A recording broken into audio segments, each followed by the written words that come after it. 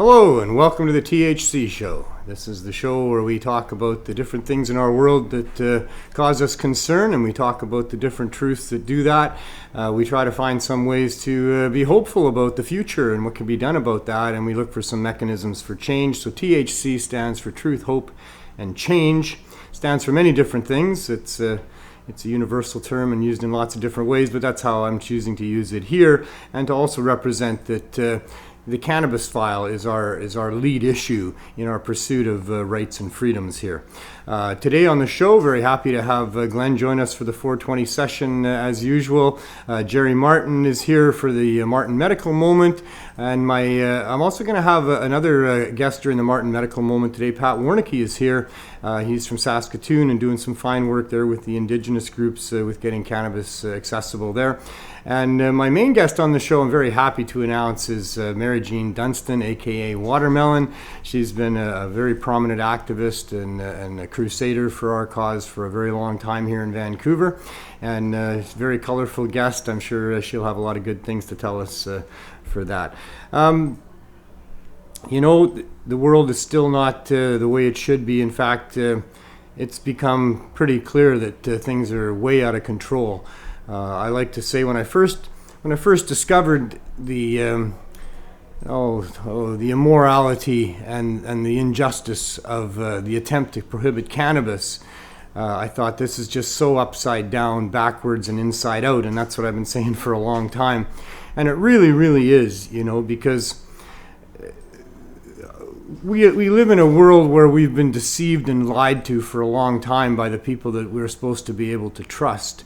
I'm a little older, but when we grew up as kids, we were always told, you can trust your government, you can trust the policeman on the corner, and the Bible says just do what the government says, that Caesar's there to do, and you're supposed to obey, and all of that kind of stuff. Well, that was completely wrong. It's the last thing that we should teach our children. In fact, the government can't be trusted at all, and that's what they've really shown here. And the biggest example of that is their attempt to prohibit cannabis. Government is a dinosaur. It's very slow to act. They've been, incompetent, if you will, probably is the best word to use for many decades. For almost all of my life, the government has been very incompetent, but also very corrupt. And, they just plead ignorance about the things that they really don't want to change. And they make up stuff, and they lie through their teeth. And over the course of my lifetime, it's become synonymous with politicians and government is lying, and that's what they do all the time. They've certainly been lying a lot about cannabis. They lied about it in the beginning to prohibit it, when really it was just a tool to put down migrants. It then prohibition became a tool to protect the interests of people that wanted to use substitutes for cannabis and get patents on them. And cannabis is such a versatile plant, has so many industrial uses, that it really can threaten the bottom line of people that want to have synthetics and substitutes to do similar jobs that they can get patents on. And so there's been, that corporate side of the world that's been at war with the cannabis plant, because it's a real serious threat to their bottom line profits, and they can't control people as well if they're using cannabis, and they can't control a lot of the different things to do with cannabis, because people can grow it for themselves and anybody should be able to grow things. So therefore they wanted to have patents on things that not everybody could grow, and they also worked to make it so that people couldn't grow it legally anyway. And they managed to convince the populace that for somehow it was okay to use the criminal law to protect people from this dangerous plant, originally because they said it made you violent and insane. And then when they enough of us got together and proved that wasn't true, well, then they said it makes you lazy and stupid. And, now we know that's not the truth. And then it was, it's not really medicine. It's a gateway to these other, more dangerous substances that are out there. And, that's not true either. And most of our high functioning people that have been great achievers in our world have been using cannabis as a creative tool. And as for it being medicinal, well, that jury's no longer out at all. Many studies are in. Knowledge of the endocannabinoid system that mimics the cannabinoids that we find on the cannabis plant, and how that all works for us is now very, very apparent. And so there's really no justification for any of these prohibitions or restrictions that are going on anymore, but here we are, and they're still doing it. And it comes down to the basics of what's right and wrong, and about who owns you and who owns the nature around you. And you know, at this point, if you look at the results of where we're at, I mean, if you're like an astrophysicist looking for the mechanisms of the physical universe, and you find out that there's stuff going on that means something else must be there that you're not aware of. Well, there's stuff going on here that means we just must not be aware of some things, and that's the corruption of government. And that's what we've really been missing, is that you know, not only can we not trust our governments to be, you know, efficient and work on our behalf, but we can pretty much count on them to be working for other people whose interests are to exploit us. And they think they own our asses. And the truth, by the evidence and the pudding that was here, is the proof in the pudding is that we are not free, that we are nothing more than chattel and property of the financial elite, who take great pleasure in owning us and dictating things to us and profiting off of us. And that's the world that we're living in. And they live in a different world. They fly around in their jets and live in their ivory towers and play games with people's lives and definitely put profit over people. And they're the last people that should be influencing public policy. They are the people that our public servants should be protecting us from. But our system, probably flawed right from the beginning and able to be taken advantage of by these groups, has certainly been taken advantage of.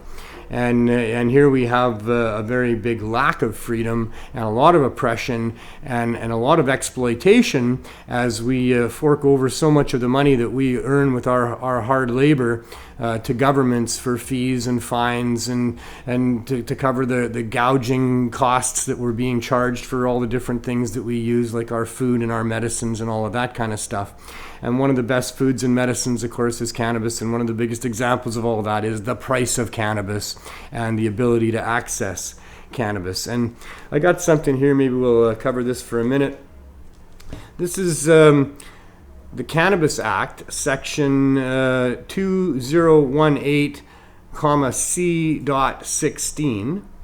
And it's just a little review of the Cannabis Act. This is outlining some of the purposes of the Cannabis Act, and it's whether or not it gets a passing or failing grade at this point.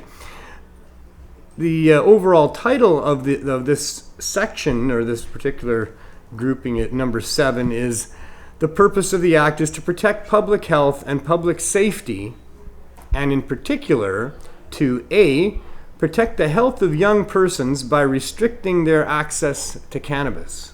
Say what? Cannabis is a medicinal herb. Cannabis is a spiritual tool. It helps people calm down. It helps people understand and become enlightened about things. It was a definite benefit to me and just about everybody I know that I grew up with that used cannabis.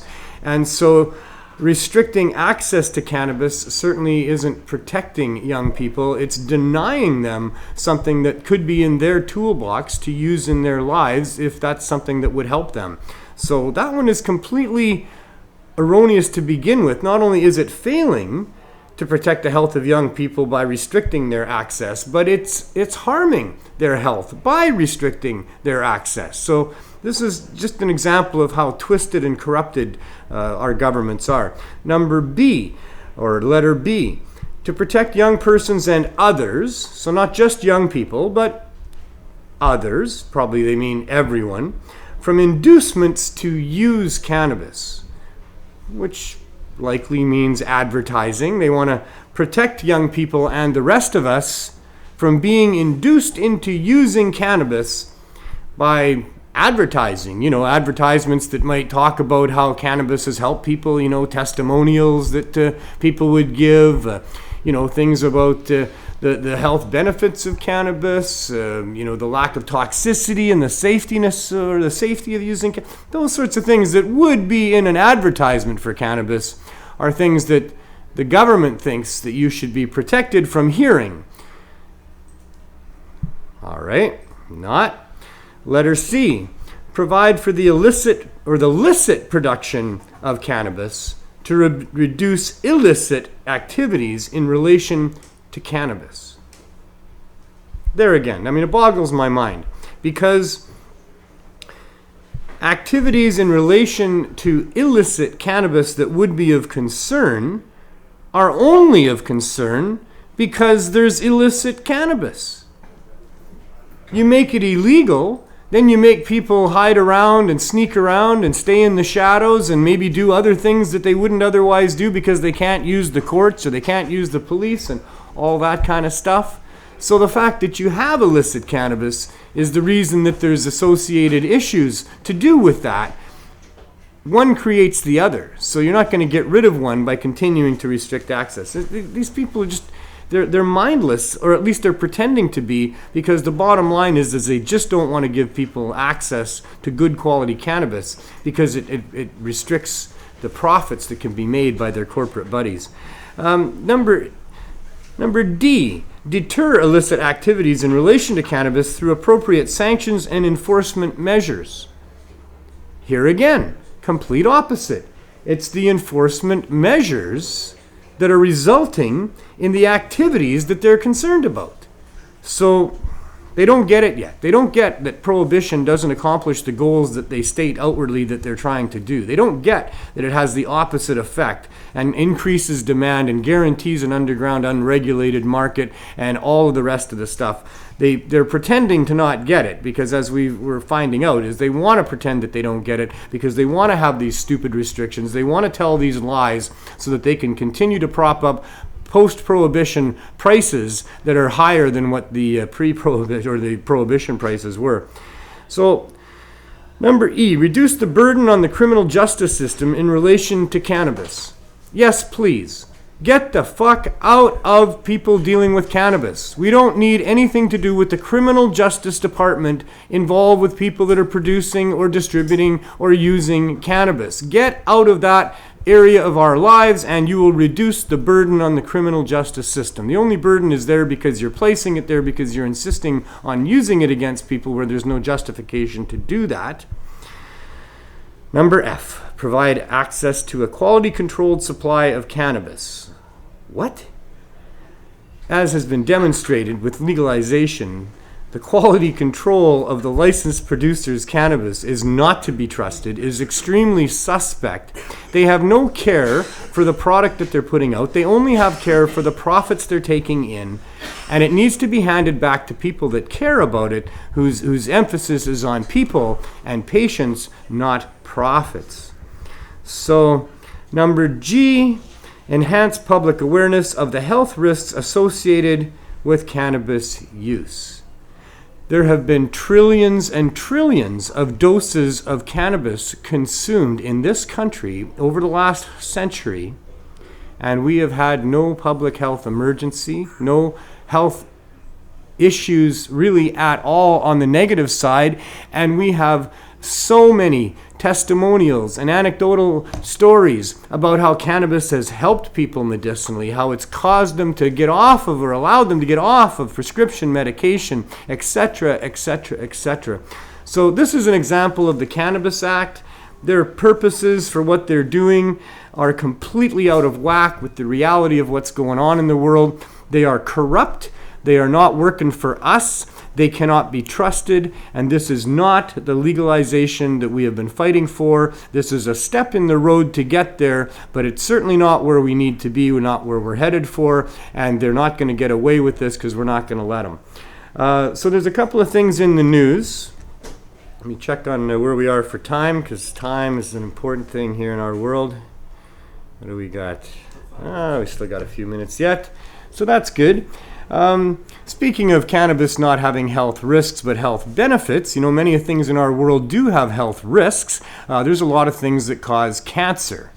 Well, it turns out that in the treating of those people, an Israeli study has now found that CBD lessens the amount of chemo that's required to help people get over their cancers and to cure their cancers. So there again, cannabis is a health benefit, not a health risk. The only public safety issues to do with cannabis are because of the criminal prohibition against it.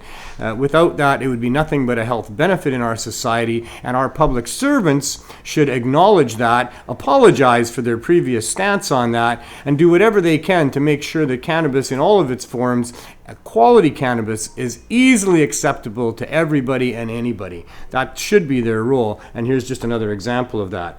There are people that are on board with that. In fact, I think everybody should get on board with that pretty quick. I mean, it doesn't take much of a genius to see the direction that our world is going.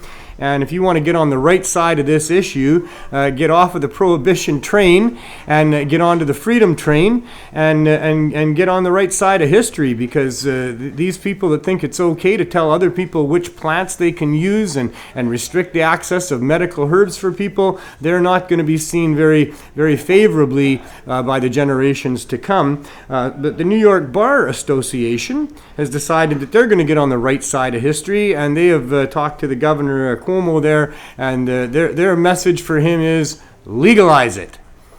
Good for them. About bloody time. How the hell do you ever justify making it a crime in the first place? Meanwhile, Mr. Bloomberg, who's a presidential candidate for the DNC, has decided to flip-flop on his previous comments about cannabis, where he thought that anybody who thought legalizing cannabis was stupid, and now he's decided that putting people in jail for cannabis is dumb, as he wants to try to displace Bernie Sanders as one of the lead candidates for that race. Bernie, on the other hand, says that he's going to stop using federal money and prohibiting cannabis on day one of his administration, should he be elected.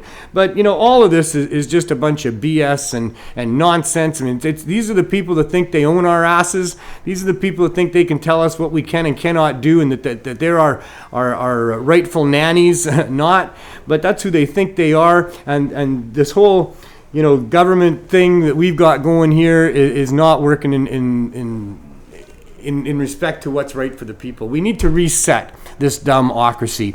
Here in Canada, we got basically the three-party system. The Greens really have nothing to say that they're a fourth party. And the two main parties that are always going to be the ones of one or the other to get elected, they're both owned by the same corporate groups. The third one might not be yet, but if they ever really did threaten to take power, then they would be pretty quick. 419, roll them if you got them. We'll be sparking them up in a minute.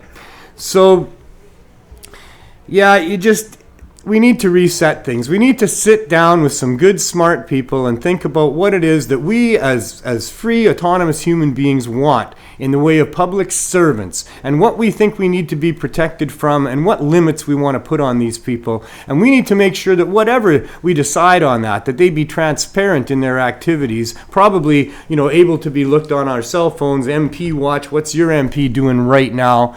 And very accountable for what they do, because when they stroke a signature on a piece of paper and slide it under glass and say that's law, in many cases that can impact millions of people in very substantial ways, as has the attempt to prohibit cannabis. So we really need to sit down and reset our democracy. And on a move in that direction, I guess, Nelson City Council has been persuaded to allow or fight for or allow for an exemption, although it doesn't really allow for an exemption, but that's what they're doing in Nelson, and good on them, and all municipalities should try to do this. And they're going to allow the old Up in Smoke building, which was the center of activism in the Kootenays for a very long time, to operate as an actual vapor lounge where people can use cannabis. So, that's a nice token gesture there by governments to allow for a little bit of preservation of the heritage of the area. But there needs to be vapor lounges mandatory in every city and every town, and supported by government, and put in its proper place in a world where there's alcohol and commercial tobacco killing millions of people and all the rest of the issues we have in our society. Cannabis is of benefit. It offsets the use of those other dangerous and harmful things, and should be encouraged and subsidized, not taxed and overregulated. There you go. There's my rant for the day. That brings us to 420. So light them if you got them. And as usual, I have Glenn Wells, 8 out of 10 Glenn from CannaMatch.ca in studio with me. And very happy to be joined today by Pat Warnecke from Saskatchewan. How you doing, Pat? How you doing, Glenn? Hey, Pat. Hello, how are you? Good, thank you. Good to see you. Happy 420. Happy 420. Welcome to the 420 Got section. something to light? Yeah. Happy to be here, thank you. Got a light? Yes, sir. There you go. Amazing. Decided to come to the warmth of British Columbia, did you? Yeah, we came. And bring the snow from Saskatchewan. Yeah, it's nice to come out here for a winter break for sure. We got like A 20, winter break. Well, I'm happy we could make you feel a little bit at home. He brought 20 centimeters with him. Hey, I got to. We got a thing going on in the show here now. How's it going? We're doing the Canucks I thing. wear this now. As long as the Canucks are in first place, Yeah, I'm wearing their colors. Yep. nice. So for those of you who don't like Canucks fans, I'm sorry about that. I apologize. But, it is what it is, and I am who I am, and, hockey's been a big part of my life, and as much as it can be a distraction too much, and I don't recommend anybody get too distracted from the fact that our world's on fire and we need people to work hard to try to change things for the better, we all need to have a balance in our life. And for me, hockey has provided a pretty good balance. And the Canucks have now got a 3-point cushion in first place there. We might be wearing these for a while. Might even be 5 points by the end of the show. By the end of the show, yeah. Because they're playing Boston if right they now. lose and Edmonton wins tonight, then they have a chance of Edmonton getting close. But I don't know. They beat Edmonton or Boston the last 3 times they played them. And they're a better team every time now. So I hope my mom's not watching. She likes Boston. who do you like, Pat? I'm a Pittsburgh fan. Pittsburgh. Yeah, I was lucky enough to play a lot of hockey and actually knew a lot of and played with a lot of players in the NHL and some guys even on Team Canada. So Right. Nice. How long have you been a Pittsburgh fan? since I was a kid, I got a signed autograph from Jock Calendar when I was a kid. Wow. And So that you've was had about some pretty 4 good years old. success. Yeah, Not like us. we've been lucky with Pittsburgh for sure. You have for sure. We got 50 years here. We had a little sniff of the cup, but I'm not sure if it was even that, because once we got up 3-1 on Boston in 2011, there we didn't have much of a sniff after that. They let us feel that. Holy smokes, we're up 3-1. We should win this thing. Yep. But then no, They took it. didn't even score a goal. Didn't score a goal in that game 7. That's all right. That's it. Yeah, that's life, right? I don't think they're going to win in my lifetime, by the way. I'm not here saying they're going to win the cup. They will. It just takes time. Well, I don't know. They might. I'm not saying they can't. I'm just saying that as a fan it was 2010, so it's been 10 years since I made up my mind that I no longer will believe that they're going to win it. I won't allow myself to believe they're going to win it. I don't believe they can't. I don't believe they won't. But for 40 years, I believed every year that was the year, until I was horribly disappointed to the point of jumping off a bridge sometimes. You sound like a Toronto fan now. Yeah, long suffering there too. I feel for them. I don't mind Toronto. I don't know if I'll ever forgive Montreal though. Montreal's the best place to watch a game though in the whole Oh, I'm sure. league.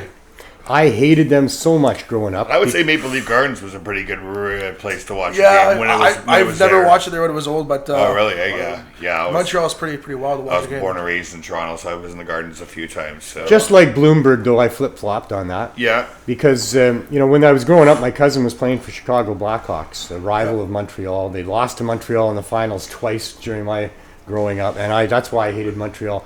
But, I married Yvonne Cornway's cousin, and in hindsight, looking back, when I think about the really great players, I don't know if that's going at all. The Montreal Canadiens had the best collection of the best players. They were the best team, ever, and that's why they won so many Stanley Cups and Huge legacy. yeah, Mr. huge legacy. I don't hate them at all now at all. I feel a little bit bad for them because they haven't had much success lately. But I don't know if I'll ever forgive them enough to really feel bad enough that I wanted to win the cup again. Fair enough. Mr. Sikora says, "Be patient. Canucks will win soon." Douglas. Doug, I love you, brother. I know, I love you too, man. Part of me hopes you're right, but the bulk of me will never believe it, no matter who tells it to me, until I see it. When we're up by 3 goals with a minute to go in the cup-winning game, I will let myself relax and believe it. I'll start bawling like a little schoolgirl. I'll run out into the streets. Yeah! That's the worst thing you can do. Look what happened this weekend in the Super Bowl. What happened? Guys were beaking, had taken showboating. Guys were beaking on the internet about San Francisco winning, and all of a sudden everything came unraveled in a matter of minutes. I know, eh? Yeah.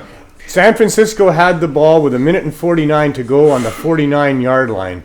And I thought, okay, what can they do with it? And on the next play, they didn't do anything with it. And I went, uh-oh. That was it. That was it. You know? And we had a buddy of ours remove himself from Facebook because he got so upset after he was beating guys after he was up with San Francisco. So, yeah. I mean, I got to say that Kansas City 3 times in a row came back from double-digit deficits, and no team has ever done that before. So San Francisco was pretty confident they were going to win it when they were up, by 10 points. But yeah, that's sports. Never again will I live and die with any team. I live with them. I like it. It's a good distraction for me. It gets me that balance that I need. It's not over distracting. I'm here doing the show. They're playing right now. I'm not home watching it. I'm not. No. But you got the PVR on, right? I got the PVR on. There's no guarantee that works. No. I've missed a few games because the PVR didn't work. I was going to set up my home security, face it at the TV, so I could come on my phone and just see what the score was and look at it. But for some reason, my Netgear wouldn't work today. So there are priorities. I know. If they were paying me a few $1 million a year, my priority would be to play for them and train for them and focus completely on everything to do with them. Yeah. But my priority is, the generations to come and what we're doing here with the plant that can liberate us and what our governments are all about. Absolutely. And that is more important to me. It's more important. Pat, you're going to stay on for our next session, and we're going to talk some about where you are in that journey as well. Thank you. And I just thought I'd bring you on for the 420 session. Absolutely. I appreciate it. It's awesome. It's awesome. I know Pat. I've known Pat for a few years now. Yeah, I've been coming around for quite a while now. Yeah. Well, and briefly, you're in Saskatchewan there, and do you encapsulate what you're doing there? In Saskatchewan, we had Best Bud Society dispensaries in Saskatoon, Regina. We got shut down because of the raids. 2018. We had a lot of patients we helped out. We were in a rough neighborhood in north central Regina. And since then, we've been challenging the government on our raids and our fight with the Supreme Court challenge coming up. And we've been helping First Nations from coast to coast open up their stores and their dispensaries. And independent of the government system. Independent of the government system. Good for you. Running their own rules and regulations. We've been helping them with the common sense approach with that and other plant medicines too. And just basically been helping them get a part of the industry, because obviously the government cut them out of the industry 100% and did not invite them to be a part of it. So cool. And we're going to talk considerably more about that coming up in the next segment that we have as well. Thank you. So tell us a little more about hockey. I wasn't going to spend so much time on hockey. The Canucks have won. They won. They won on Long Island, and they got a shootout loss in Carolina. Back-to-back days, morning games. That's tough to do. Yeah, well, they got three out of 4 points. 3 out of 4 points. So they've already got 5 points on the 5-game road trip with 2 games to go. Yeah. So they're in first place by 3 points. I guess Edmonton's got a game in hand on them. Oh, do they? But they got games in hand on everybody else. And they got more points. That was a good battle of Alberta last week, too. And the Battle of Alberta. That's fun stuff. Brawl, the goalies going at it. It's always good to see what's well, I mean, it was good to see the goalies going at it for one team. I'm not sure that Calgary or the other team that didn't have Bill or Mr. Smith there. That wasn't a fair fight. No. I saw that. I'm not sure which goalie's which now. Goalies credit to do that. I'm not sure which goalie's which now. It's been 420. It's good. He played for both teams, right? Yeah. And in fact, they've had goalies. Those 2 teams have had goalies play for both teams several different times. Yeah. But I mean, in that fight, I just caught a little bit of it, and I seen the little goalie coming up towards the big goalie, and I just thought, and then it was like ragdoll time. It could go both ways, but usually goalies, the taller one usually gets the better. But well, and sports and fighting and all that is usually good for one and not so good for the other. Yeah, I know. Right? They don't even let you have ties anymore in the NHL. No. I'm almost forgetting about those days. That was so long ago now. Yeah. And that's why these guys, especially NFL guys and hockey guys, they need to have the access, and the leagues need to smarten up as far as testing with cannabis and things like this. There we go. Yeah, get their heads beat in. Yeah, a bunch of NHL players that. And they have needs for cannabis and stuff like that as well. Absolutely, I've been in touch with quite a few guys in the recent months, and they need access to cannabis first of all, and have to get off. The league has to get away from the testing for it. Right. I know both NFL guys and CFL and NHL guys, and but they really have to let them have access to cannabis and other plant medicines, mushrooms and other things too. They start to have players associations that are supporting it, and doctors are working with, but it's not really being supported by the league, and I think that's a little bit of atrocity right now. Is obviously they push the opiates and things like that on with the players at this point. Wow. Yeah, it's funny. There's a fine line there about what's performance enhancing and what's not. Cannabis, I think, is a performance enhancing substance, but then so is nutrition and other things as well. And I don't think it's something that should be banned. It's not like steroids, where the use of it can cause serious health issues for young people. No, I think it'd be a great thing, honestly. I mean, I know guys, and I mean, I know a lot of NHL tough guys that used to smoke a lot before games and stuff. I mean, you got to think of the anxiety and stuff. These guys are basically being almost like fighting dogs being put into a ring. So the anxiety these guys get before a game when they know that they're going to go fight some other big guy or this and that. I mean, I know they go through it. So, I mean, they use it for that. And for some other players, even myself, even when I was playing senior hockey and stuff in college, if I didn't smoke a joint before the game, I was going to get kicked out by the second period or something, right? So it was just something calms guys' nerves down a little bit and lets guys concentrate and be, proper players. Interesting. We're going to talk about that a little bit more. Thanks, Glenn, for coming down and joining us again. No problem. Love having sessions. Got to have a session. You need a session with whatever you're doing. In construction, we call them the safety meetings. But and other groups use it as focusing meetings as well. So great we'll do it again next week, of course. Next week, and I'll see you in just a minute. Thank you. All right. Thanks for having me. Which brings us to our Martin Medical Moment. This is the segment of the show where we explore what's happening in the world of judicial procedures to do with cannabis as they shut down different dispensaries and things like that. We have to now bring our fight to the courts as well as the other ways that we try to influence the influencers. In this case, we call this segment the Martin Medical Moment in honor of one of the dispensary owners from a small town in Saskatchewan that has been raided. It's been over 3 years ago now, but it was part of the whole crackdown by Health Canada to protect the non-medical government stores. And Jerry had been running his store there for 4 years and trying to be as compliant with the Health Canada regulations as you could be. All of his clients had doctors' confirmation of diagnosis.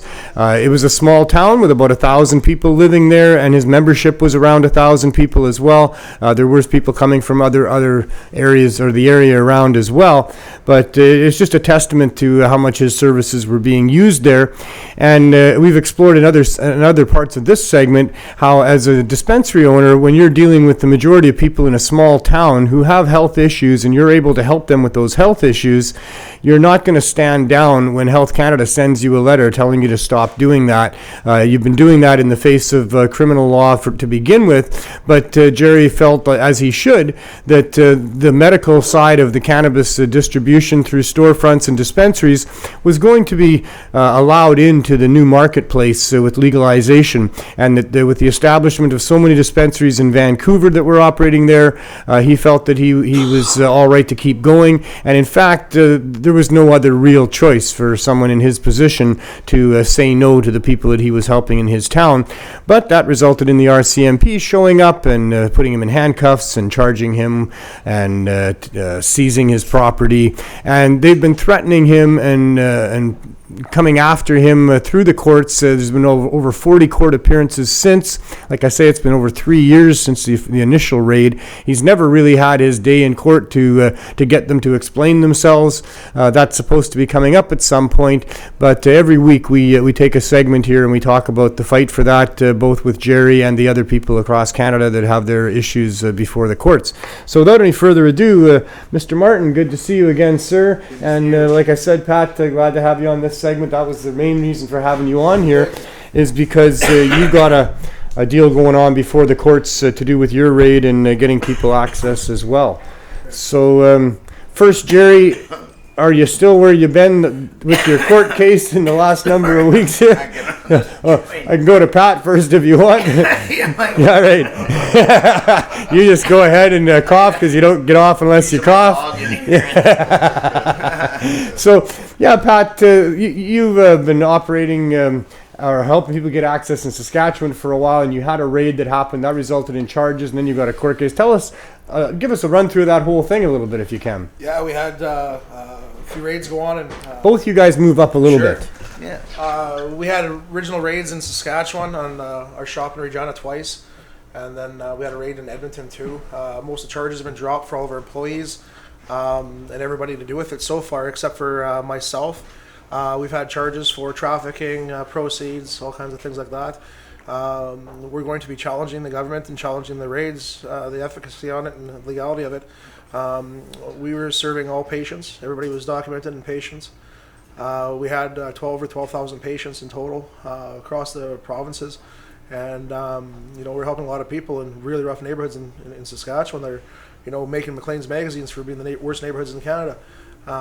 So we saw a spike in overdoses and things right after that. So anyways, we've been, we were basically part of a propaganda machine that saw myself and Megan's faces put on the front page of the newspaper after we already had agreements with the Crown Prosecutor to turn ourselves in. And things like that, I was at the. That's when you got permission, basically, or told them that you'd be there right after 420, and then you came to 420, and then started getting phone calls and messages about you're on the front page there, and they're saying that you're skipping town or something like that. And and then we verified it with the media, and the media went over to the Crown Prosecutor after and verified my story, what I said to it. So it was obviously a little bit of a propaganda thing going on. Well, they've been attacking your credibility, is what it is. Absolutely, they're attacking my credibility. And I mean, we've had other charges and stuff with that, and we've had instances where they didn't even take statements from us and everything else. We're challenging with the Supreme Court here on cannabis as well as other plant medicines. And that's coming up next week, is it? It starts next week. Is our charges for we got operating without a business license in Saskatoon and things like that too. This is the void voir, however you say that, the preliminary run through. It's a pre-trial is what's happening for the charges. The basic thing is they wanted me to sign a plea bar or a peace bond, and at the end of the day, they would have taken all the cannabis and the products.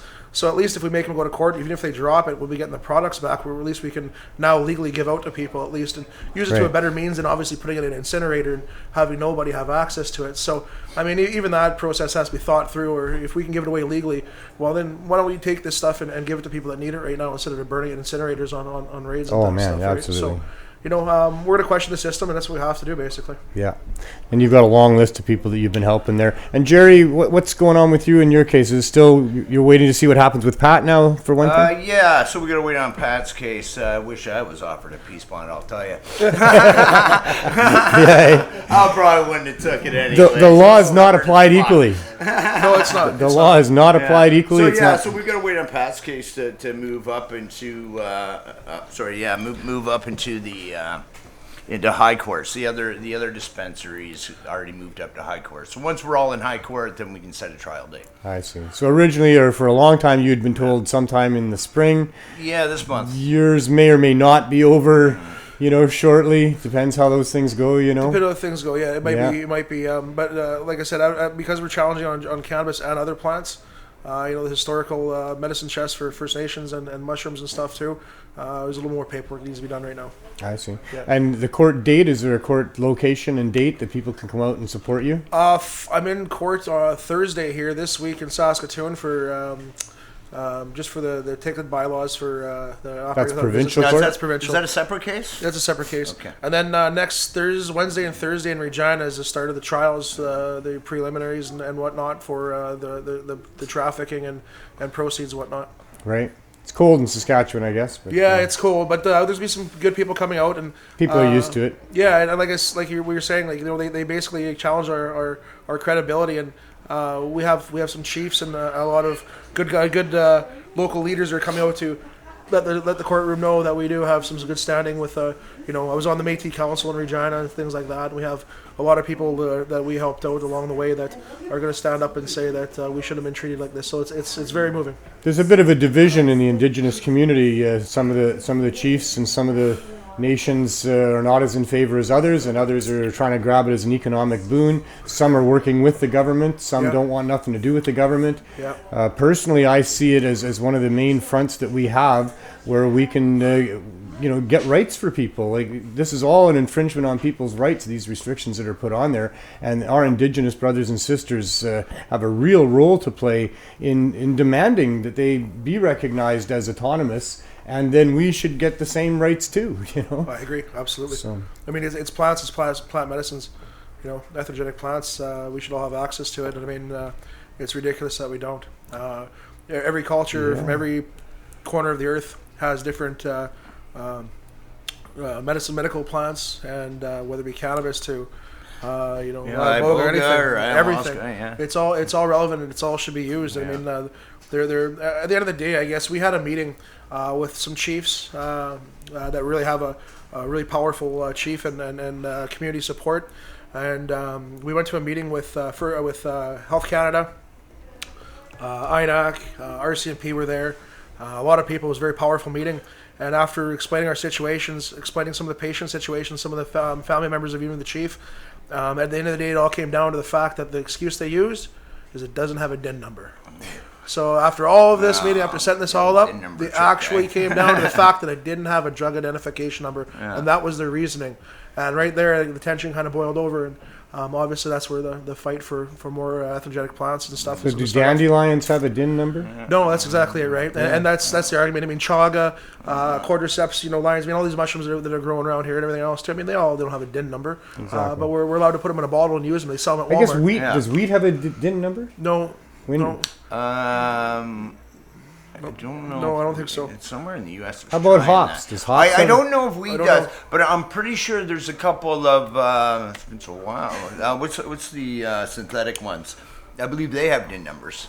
The synthetic like wheats? Sativex or Sativex stuff does, yeah, for sure they do. Oh, with cannabis, Yeah, I'm just thinking of other crops that Yeah. people could grow, like hops that they use for making beer or wheat that they use for making whiskey. Yeah. Does that stuff have a DIN number on no, I there, don't think so. No, just the cannabis licensing or the licensing for fields of hemp. It is so corrupt, and you being from Saskatchewan, I mean that's the heart of the farming of Canada right there.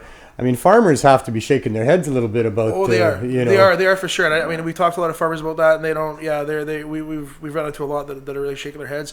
By chance in Saskatchewan too, though, we also have the richest family in cannabis in Saskatchewan. Yeah. So the single family has the most invested into cannabis is from Saskatchewan. And there again, we're back to corruption again. Exactly. Where people with big bucks have influence on what's going on here. Offered me 10,000 hectares there to grow. Yeah. Who did? Some farmer. Eh? Yeah, they're all interested. Hectares, I mean, these farmers have been struggling for a long time. I mean, it's the same as everything else with business. What do they get for a pound of wheat?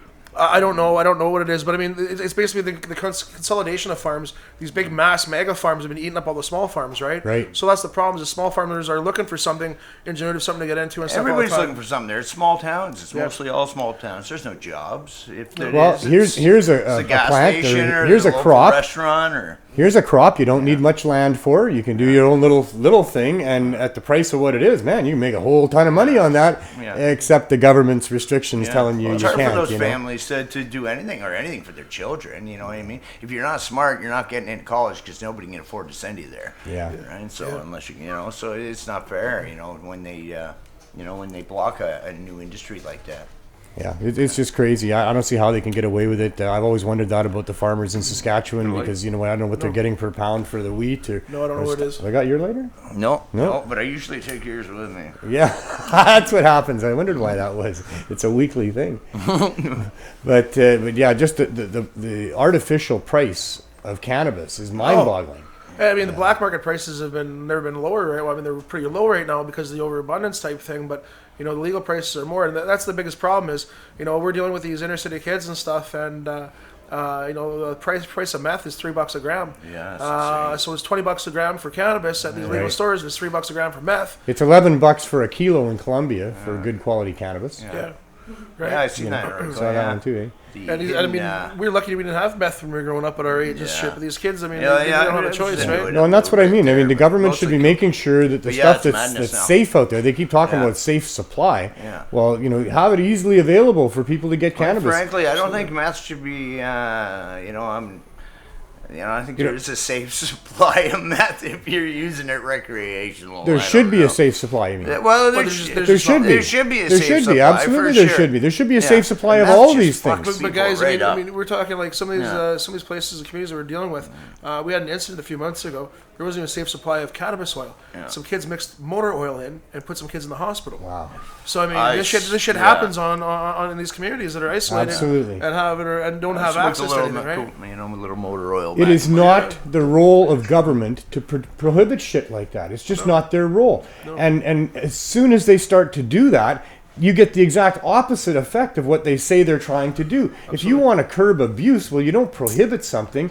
I always bang away at cannabis and why it shouldn't be illegal, because it's so valuable and so not toxic and not harmful. Mm-hmm. But the more harmful and toxic something is, the less it should be prohibited. Because that's the last thing that you want to have for sale without regulations and government oversight. So this making the dangerous substances illegal and prohibiting them, that puts everybody at risk. It increases the demand amongst young people for, not all of them, but there's a healthy percentage of young people that they're going to go to whatever it is you say is dangerous. They live for danger. Danger proves that they're the man that they think they are, or whatever it is. But it's very dangerous to put the label of danger on something when it comes to young people and tell them that they can't do it. Make them safe. Tell them the truth about it. If it's dangerous, here's how you need to prepare for that. And yes, you can handle danger. We all handle danger all the time. But when trying to prohibit things, it doesn't matter how big the fine is. $1 million fine to try for people dealing fentanyl is not going to stop the flow of fentanyl. It's still going to be mailed in greeting cards from China to here and then sold. And it doesn't matter what the penalty is. It'll up the price a little bit, but it's not going to stop that dirty fentanyl from being there. What stops it is when a reasonable average human being can go to a healthcare professional, say, I want to do this. Maybe I'll tell you my reasons why, maybe I won't. And the healthcare professional says, I get it. It's your life. You can have it. But before you have it, I need to know that you understand these things about what this is. And with the proper education, it's up to us. And that's all our governments should be doing. And as soon as they get in there and say, you can't have it, everything starts to screw up. And the real bottom line truth is that they're not even doing it because they think by prohibiting it, people will just obey and not abuse drugs. They're doing it because they got other drugs they want to sell you. They're protecting the interests of some other money groups, and it's always all about money, never about really protecting people.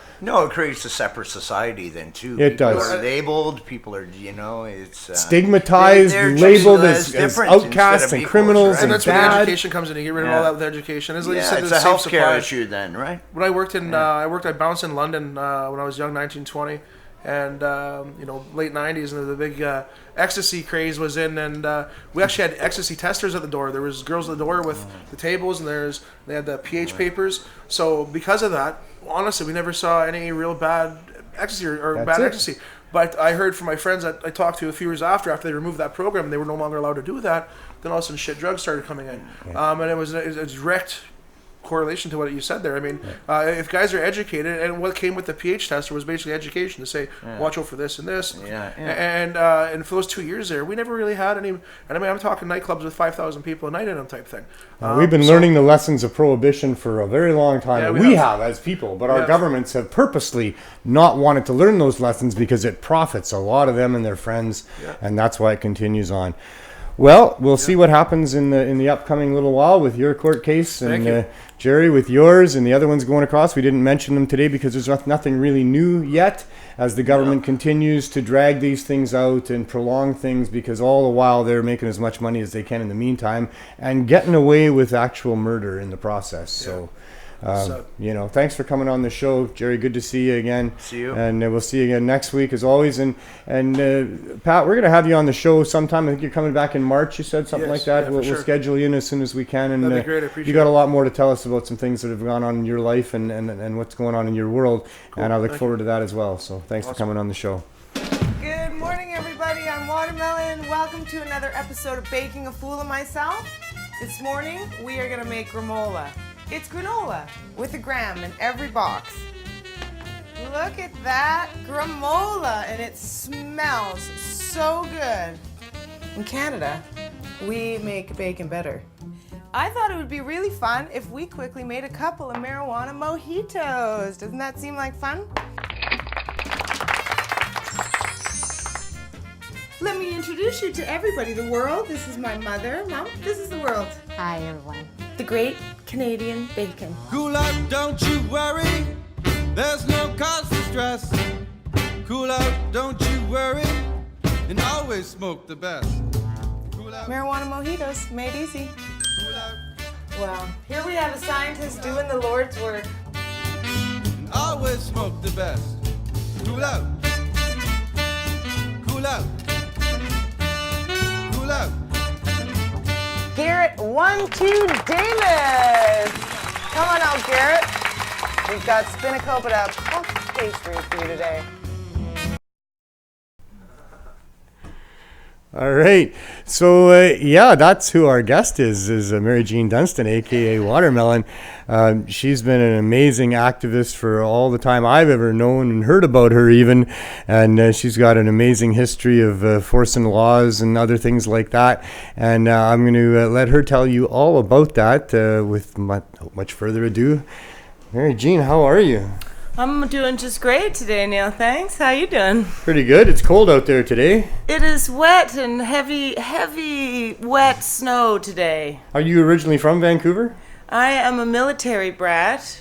I don't know if everybody knows that, so I moved all the time as a child. So Vancouver, I do consider my home because I've lived here a long time. But my father was... From what age did you consider Vancouver your home then? Well, I moved here when I was 18. I've been here ever since. Okay. Yeah, like Wasn't too long after you moved here. Like 6 years now. I'm just kidding. How long was it after you moved here that you started getting in trouble for cannabis? You know, it actually took a long time. I heard all about this nude beach you could hang out on, and I just went straight there. Didn't pass go, didn't collect 200, you know? Well, you did collect 200 though, didn't you? Over time, I collected more than 200. Well, more than 200 in the end. Yeah. So how did that happen? How did you end up selling your baked goods on Wreck Beach? God, it is a bit of a story. But, Good, that's what I want. Tell us the history. You know, my best friend on Wreck Beach was a guy named Paddy White, and he was a bootlegger, an Irish bootlegger. He's 80 years old. Right? And at the time, he was selling cigarettes, nice cigarettes, and candy bars, Smarties, Crispy Crunch. He was a real character. Yeah. And I wanted to be a comedian, and he was a comedian. So I just begged him to be my friend, and he was really flattered. We hung out. And then I started selling T-shirts. It was a hard sell, though. You really had to convince him to let you hang out with him, I'm sure. Yeah, sure. I just was revered the guy. I just wanted to talk comedy, and he would just tell the funniest jokes all day long. Good on him for putting up with that. So, yeah. Yeah. And hanging out with you.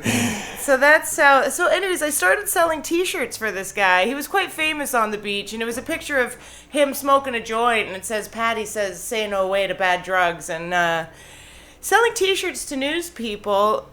To nude people, thank you, is difficult at the best of times. It's like trying to sell grandmother's great recipes or something. But if a cold wind comes in, maybe. You know? Yeah, he was just famous, so I did sell a few shirts. But this is the story. It's we used to party down there. Obviously, we were kids. You go down at night on a full moon around the fire. You take mushrooms. It's very primal. It's wonderful. You skinny dip. We're having a great time. Lots of dancing. You wake up in the morning, and boy, am I thirsty. And there's no vendors down there yet. It's a bit early for vendors. You know, you're staring at the ocean, water everywhere, but not a drop to drink, yes. Right? So finally, maybe an hour later, I couldn't even walk the stairs. I was so parched. Because there's a lot of stairs. I was like, I need water. I'm parched. For those who don't know, it's a long way down, a lot of stairs to get down there. Yeah, about 500. Yeah. So this guy comes down, and this is 1992, and he sells me a bottle of fruit juice for $2. And the fruit juice is so sweet, and you look at it, and it says all natural, real 5% fruit juice. There's all 5%. All first 5%. So it's really just sugar water, and it kind of defeated the purpose. And with that in mind, I actually went home. I went to Donald's Market on Hastings. I dropped $20. I bought watermelon, mango, honeydew, apples, and oranges. And I went down to Wreck Beach the next day thinking, yesterday I would have rather paid $2 for an apple. And we're going back. Apples used to only be about 15 or 20 cents. They're not like $1.80 now or $2 an apple, right? Yeah. And up until then I was a waitress, so how wonderful. I go down, I sell all of my fruit, I cut it all up, I sell it, and I I either made a profit of $80 or I made $80, so I made a profit of $60. I can't remember the number. But this is a really empowering moment for a young woman who'd only ever waitressed. I had just given myself my own job. Yeah. Wow, I just created a job out of thin air. And so I went back down the next day and I brought more fruit down. And I think in the end, ultimately, I just decided on watermelon because it sold really easy. And apples and oranges were just a lot of work. And mangoes, you need a dental floss. I know all about fruit selling. So I was selling watermelon for a while. And then I was also a stand-up comedian. And I'd come home from New York. And I'd stand on a friend's couch. And he had this big bag of shake in his basement. And I thought, you know what? I'm just going to go down. I'm going to bake up some cookies. So I bake up these pot cookies, and I go down to Wreck Beach with my watermelon and pot cookies. I sold every pot cookie I made. I couldn't believe it. And what do you do when you sell everything you've made? You go back and make more, and you go back down. Yeah. And I just can't even tell you how successful this venture was. Yeah. I was calling them happy cookies or something, and some girl comes up very angry, and she's like, my mother sells happy cookies. And I was like, all right, crazy cookies. I was like, crazy cookies. So that went on almost for 8 years. I was a pretty happy, healthy entrepreneur on Wreck Beach. I remember I always wanted to be like a movie star or something, but I remember very specifically one day walking, naked on a log on the beach, the sun's shining, the ocean's there. I got my watermelon and I'm thinking to myself, maybe it's great that I'm not a movie star. I don't think movie stars get to sing and dance naked down a beach selling watermelon. Maybe I have a luxury that nobody else had ever considered before, right? Yeah. Funny, I thought about that today because Elton John pulled up in a big black SUV one time a year ago or so to go to the record store right here. Yeah. And right away there was all these faces up against the glass looking at him in there, a few people dared to go in. And I just thought, well, what kind of life is that? It's a bit of a gilded sneak prison. around and you can't really get in, So right. yeah, interesting the more that famous you would say that. The more of a bigger, more beautiful prison you need to build yourself, right? Yeah, more security and stuff. There was so a you real had freedom. it going on down there, that's for sure. Living the life. I loved it. I loved my life. I loved it. It was so great. I actually only retired in 2015 after 22 years of service. Right. And, although you had some incidents along the way. I did. So it was actually September 8th, 2001. Mm-hmm. And wow. I'm selling pot cookies to all these gay boys at the far end of the beach. And I could see the police officer coming, so I just asked them to hide my pot cookies, right? And they all just take and hide my pot cookies. And the police officer told me then that I was under arrest. And this was my first arrest. And of course, I don't know if you know Wreck Beach, it's quite a long beach. And I was at the furthest end of the beach to the stairs. Right. So I have to get up, and now I have to walk the entire length of the beach. And you sold a cookie to an undercover or something, I guess, eh? Yeah. He was wearing a fake nose ring. I was like, God damn it! Don't be fooled, God. There's something off about that guy. And so actually a friend of mine goes, "Go, thank God that undercover cop's gone." I'm like, "What are you talking about?" And he goes, "The guy with the nose ring." And I'm like, "How do you know that, Johnny? I sold him a pot cookie." Oh man. So anyways, this guy, I know he'd wanted me to go quietly, and it was just a single cop who had come down with the Parks Board guy. And I thought, I don't want to go quietly. And I've got the entire length of the beach to traverse. So I start saying, I'm being arrested, And, I was also, too, you go into this fight or flight response. Endorphins were flying, my legs were shaking, but I was just trying to hold it together, right? Yeah. Hold it together. Your very first arrest is exhilarating and terrifying and the unknown and anyways. But as I traverse the beach, people start standing up to the tune of about 300 people. Now 300 people have this cop surrounded and they're like, "What are you doing, man? We love this girl," right? Yeah. I'd also give quite quickly into my profession of watermelon selling. I just started giving all the kids free watermelon slices. I just wanted to make sure that every kid could have one. You were doing well. Yeah, and you could, so yeah. So a lot of people just thought it was a real benefit to a community. And I think we often, especially back in the day, you think police are supposed to come and remove undesirables from a community. Right, somebody causing problems. Yeah, and my community was like, no, she is not the one we want you to take. Like, Right. we have a line. There's this guy with a nose ring over there. Yeah. So that was just it was such a great day for me in so many ways because my community stood up for me. And you just don't know. Nobody knows how things are going to go down. But like 300 people stood up. People are like picking their kids up to kiss me. Like it's like Charles Dickens. Like, okay, bye. The kids are crying. The cop takes me up the stairs, and 50 naked people follow him up the stairs, standing on the street at UB. Wow. They're like, "We're naked, arrest us, let her go." Yeah, It's right. quite a big to-do. Nice. And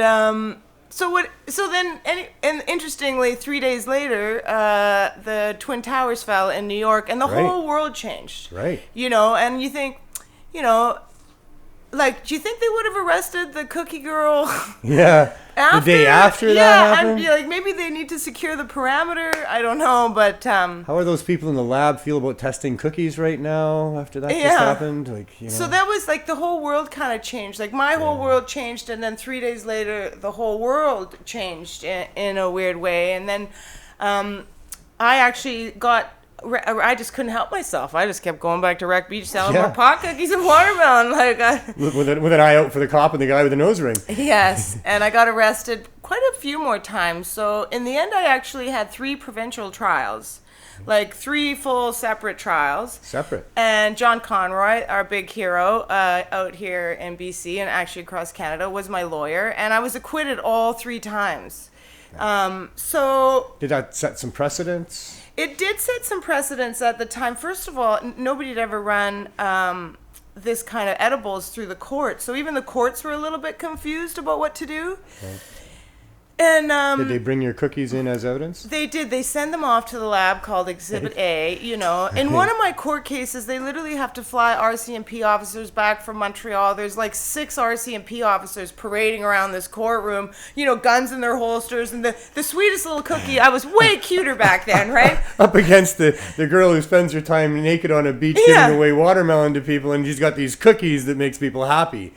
Wow, what a contrast! Like, even the judge. Smokes. This was the judge through the trial. Oh my God! Do I have Just to be here? give me one reason to let this. Like he was just. Nobody was impressed. Nobody was really impressed by it. It was just so much force, right? And I'm just so the crazy. cutest little cookie girl Yeah. you ever did see. And I got 2 cookies in a bag marked Exhibit A. And the Crown has no victims. They just have cookies. No, yeah, exactly. But I think what they really liked at the time, and they do it still to this day, they slap a lot of charges on you. This is Right. the MO. Everybody needs to know this. So they just find things to charge you with, and then later they're so generously say, Yes, well, we're thanking them we'll for drop the lesser charges. Yeah, we'll drop, like 20 of them if Yeah. you just cop to these 2. And so I think you're so that's- lucky. It's quite Yeah. and you're welcome. Yes. You're like, I know. so John Conroy calls me up and he says, all right, Watermelon, I got a plea bargain from the Count Council. You're up on 6 charges. And he said he'll drop 4 if you swallow 2. And I was like, John, I don't get the difference. And John just kind of funny goes like, well, 4 charges, Watermelon. I was like, but John, it's kind of like telling me, the guy, murdered 1 person, or he murdered 2 persons. You know what I mean? Or like you're labeled right there, right? Like once you still saying swallow a guilty to poison something. piss pill, you're. So I said to John at the time, it was quite funny. I was like, John, you just go in there and you do the best you can, because that's all you can do. And of course, we go into the courts, and what they did was they charged me at the time with trafficking in cannabis resins, right? Because you can't see any botanical features. You just have this delicious ginger snap cookie, okay? And so there's no botanical features, so they have to figure out what to charge you with. So they put it through some chromosomal topography, which says, yes, cannabinoids are present. And then standard... THC in particular, right? No, cannabinoids. They just said cannabinoids were present. And at the time, this is, 2001. And so standard operating procedure said you automatically charge me with trafficking in cannabis resin. Because as John Conroy put it, I'm walking down the street in Canada. I have marijuana in this pocket, and I have hashish in this pocket, and I'm arrested. I'm not arrested for one thing. I'm arrested for two things. I'm okay right now. Cannabis marijuana under 30 grams carries less of a charge in Canada than over 30 grams, and cannabis hashish less than 1 gram carries less of a charge than over 1 gram. So right away they've established that hashish is 30 times more potent than cannabis. But they didn't know what to charge me with, so they charged me with cannabis resin. We bring Dr. David Pate on board. He was a cannabinoid scientist at the time. Dr. Hornby was busy. And Dr. David Pate was like, where's the resin, guys? And then even the health guy that they hired, who was a bit defensive at first, but I think later he realizes how, like, what do I care about this cookie girl? He's like, no, we absolutely can't quantify source or prove origin of source or quantify measurements. We only know cannabinoids are present. And standard operating procedure says then you charge her with cannabis resin, but there's no resin in the cookie. And so they had to acquit on that thing. So I was like, John, can you ask the Crown Council or the health board guy if I had put hemp hearts or hemp seeds into my cookies, would cannabinoids be present? And he said yes, they would. And at that time they hadn't differentiated which cannabinoids. You know, there's hundreds of cannabinoids, not all of them are illegal. Right. So 2 of my acquittals were for that, and 1 acquittal was on illegal search and seizure. So that's how I got off on all 3 of those acquittals. And then they just took this kind of like happy, healthy young girl on Wreck Beach selling pot cookies and propelled her to national fame. And now everybody wants pot cookies. I can't keep up with the demand. And that's when I started doing my cooking shows. Great. I got everybody's mom on the phone like, I need to know how to make pot food. Like everybody wanted to know how to make pot food then. So I literally started those cooking shows. That's what started your videos. How many videos have you done? I don't know, 30, 50, I don't know, lots, a lot of videos for sure. I'm gonna resume them soon, actually, too. How do people find them? Just Google watermelon videos? Yeah, watermelon, cannabis, Mary Jean Dunston, marijuana cooking. I mean, I usually come up. I do my favorites, like I do medical margaritas, marijuana hamburgers, marijuana jello shooters. Like I have a, you have a cookbook? No, I don't. Isn't that weird? You need a cookbook. It's interesting because in the past it would be harder to get on like a television show or a show than it would be to get a book. But in the modern world, it's harder to get a book. But you got all these than shows. A video show. So you got all these recipes, all these shows, all these things you've done. I think you need a cookbook. I think that would sell really well, not just in our community that knows you, but in general. Yeah, but do people read anymore, Neil? I'm not sure how you market that or how you protect that as a commodity and a product that you would sell. Mm-hmm. But I think there's a huge market for it, and I think you're probably the one to put that out there, or one of the ones that could put that out there with great success. Yeah. There's a lot of people really interested in cannabis these days, in incorporating it into their weddings and into all their parties. Touché. And all kinds of stuff like that, so that I think there's something for you to do. I do write a column for Maximum Yield, originally called Hydro Life, and now it's called Maximum Yield. You put recipes in the column? And I put recipes. I was actually their food columnist, but I think I started writing more lifestyle stuff, and so they put a new food columnist in there, and they just let me write whatever I want. You've already published a whole bunch of recipes that you could put together into a book along with some other ones. Sure, but I actually write fun things. Like one of my articles was called Flying High, a guide to eating edibles on a long plane ride. You need somebody like me who knows how to do this to sort of help you get there. A guide to throwing a pot party that doesn't suck. So it's not. There's definitely not just a cookbook in you. There's a book that would include recipes, probably, or a cookbook section. Sure, some pinups, and it all kind of intertwines between it all. Yeah, scratch and sniff. Are you busy these days? Mm-hmm. I run 3 businesses, right? I have 2 candy stores and a marijuana bakery, and I'm an extrovert who, throws a lot of parties. So yeah, I'm busy all the time. Busy all the time. So tell us about your stores. Well, we sell imported licorice and candy, and it's so funny because all the candy's just in jars. on a shelf and you pick it. But so many people come in, they're like, oh my God, how'd you get the weed and all the licorice? And you're like, okay, there's no weed in the licorice.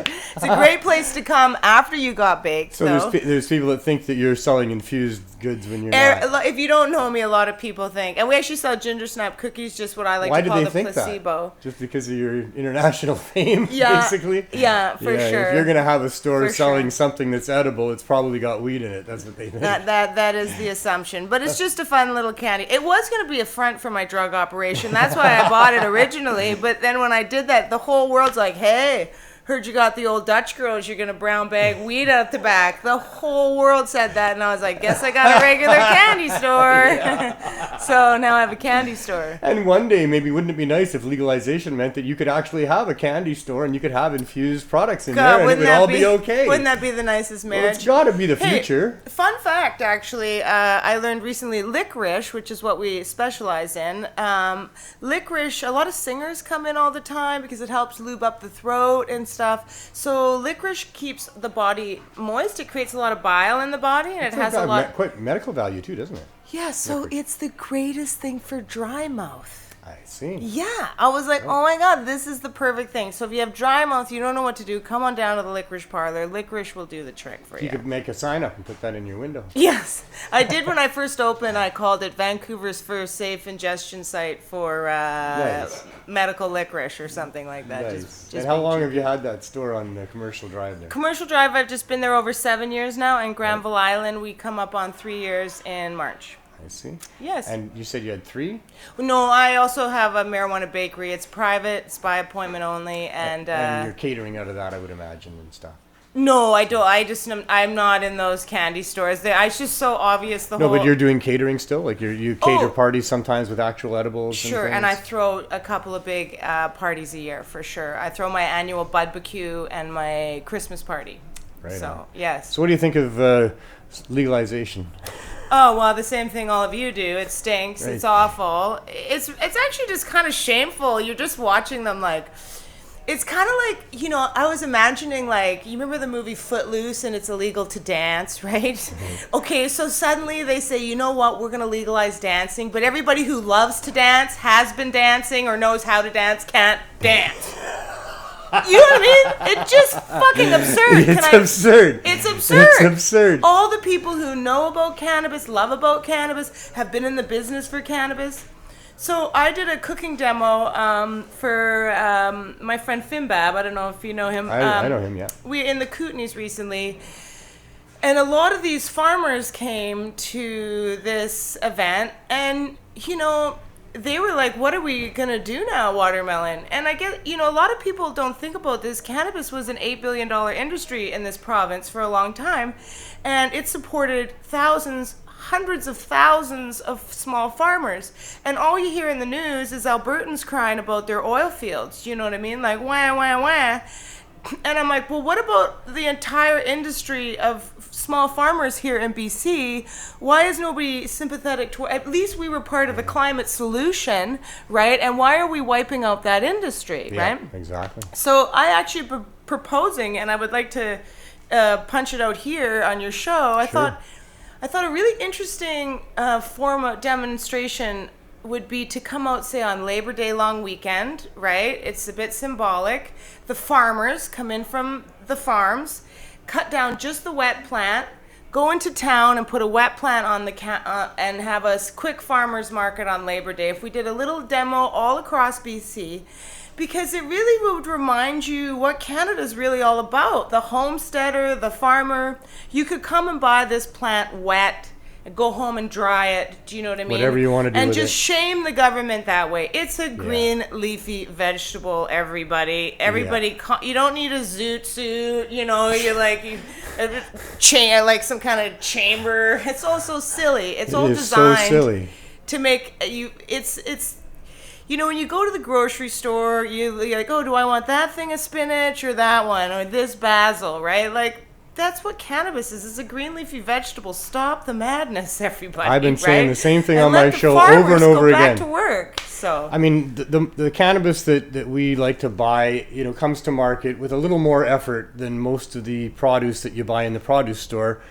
Not that much, but some for sure. I mean, Sure. it costs about $100 to trim a pound of buds, basically, right? Yeah, but what if you could So sell that- it wet, and but then if you the sold person it wet, could go exactly. home and trim it themselves, Exactly and the price that. could be so reduced. I know. right? And then exactly. you And that's get what to I've been go saying home. on the show too. There's nothing Right? else. All these farmers devote their parts of their greenhouse, their whatever their crops that they're producing. They don't get $10 a pound for any of it. And No. here's this one plant, for whatever reason, it grows bigger than most plants. It yields Yeah. a lot per square foot compared to other plants. It's not much harder to produce than heirloom potatoes or tomatoes rather, or orchids, or lots of things you see for sale. And nobody's getting close to $10 a pound for that. Nobody's paying more Yes. than $10 a pound for the best blueberries or strawberries or grapes in the product. And yet here we are talking about grams at $12 and $17 from our government. They want to sell us grams. You know that's because they made financial projections Yeah, that they're based trying to on meet, that. and now they're trying to force it in to fit their financial projection. But you see Exactly. how well that's working out for the government. So Well, they have some forced markets. egg on their face, man. They have some forced markets. They've got the soldiers that have PTSD. They're now being allowed to use cannabis, but they have to access it through the LPs. So the LPs are making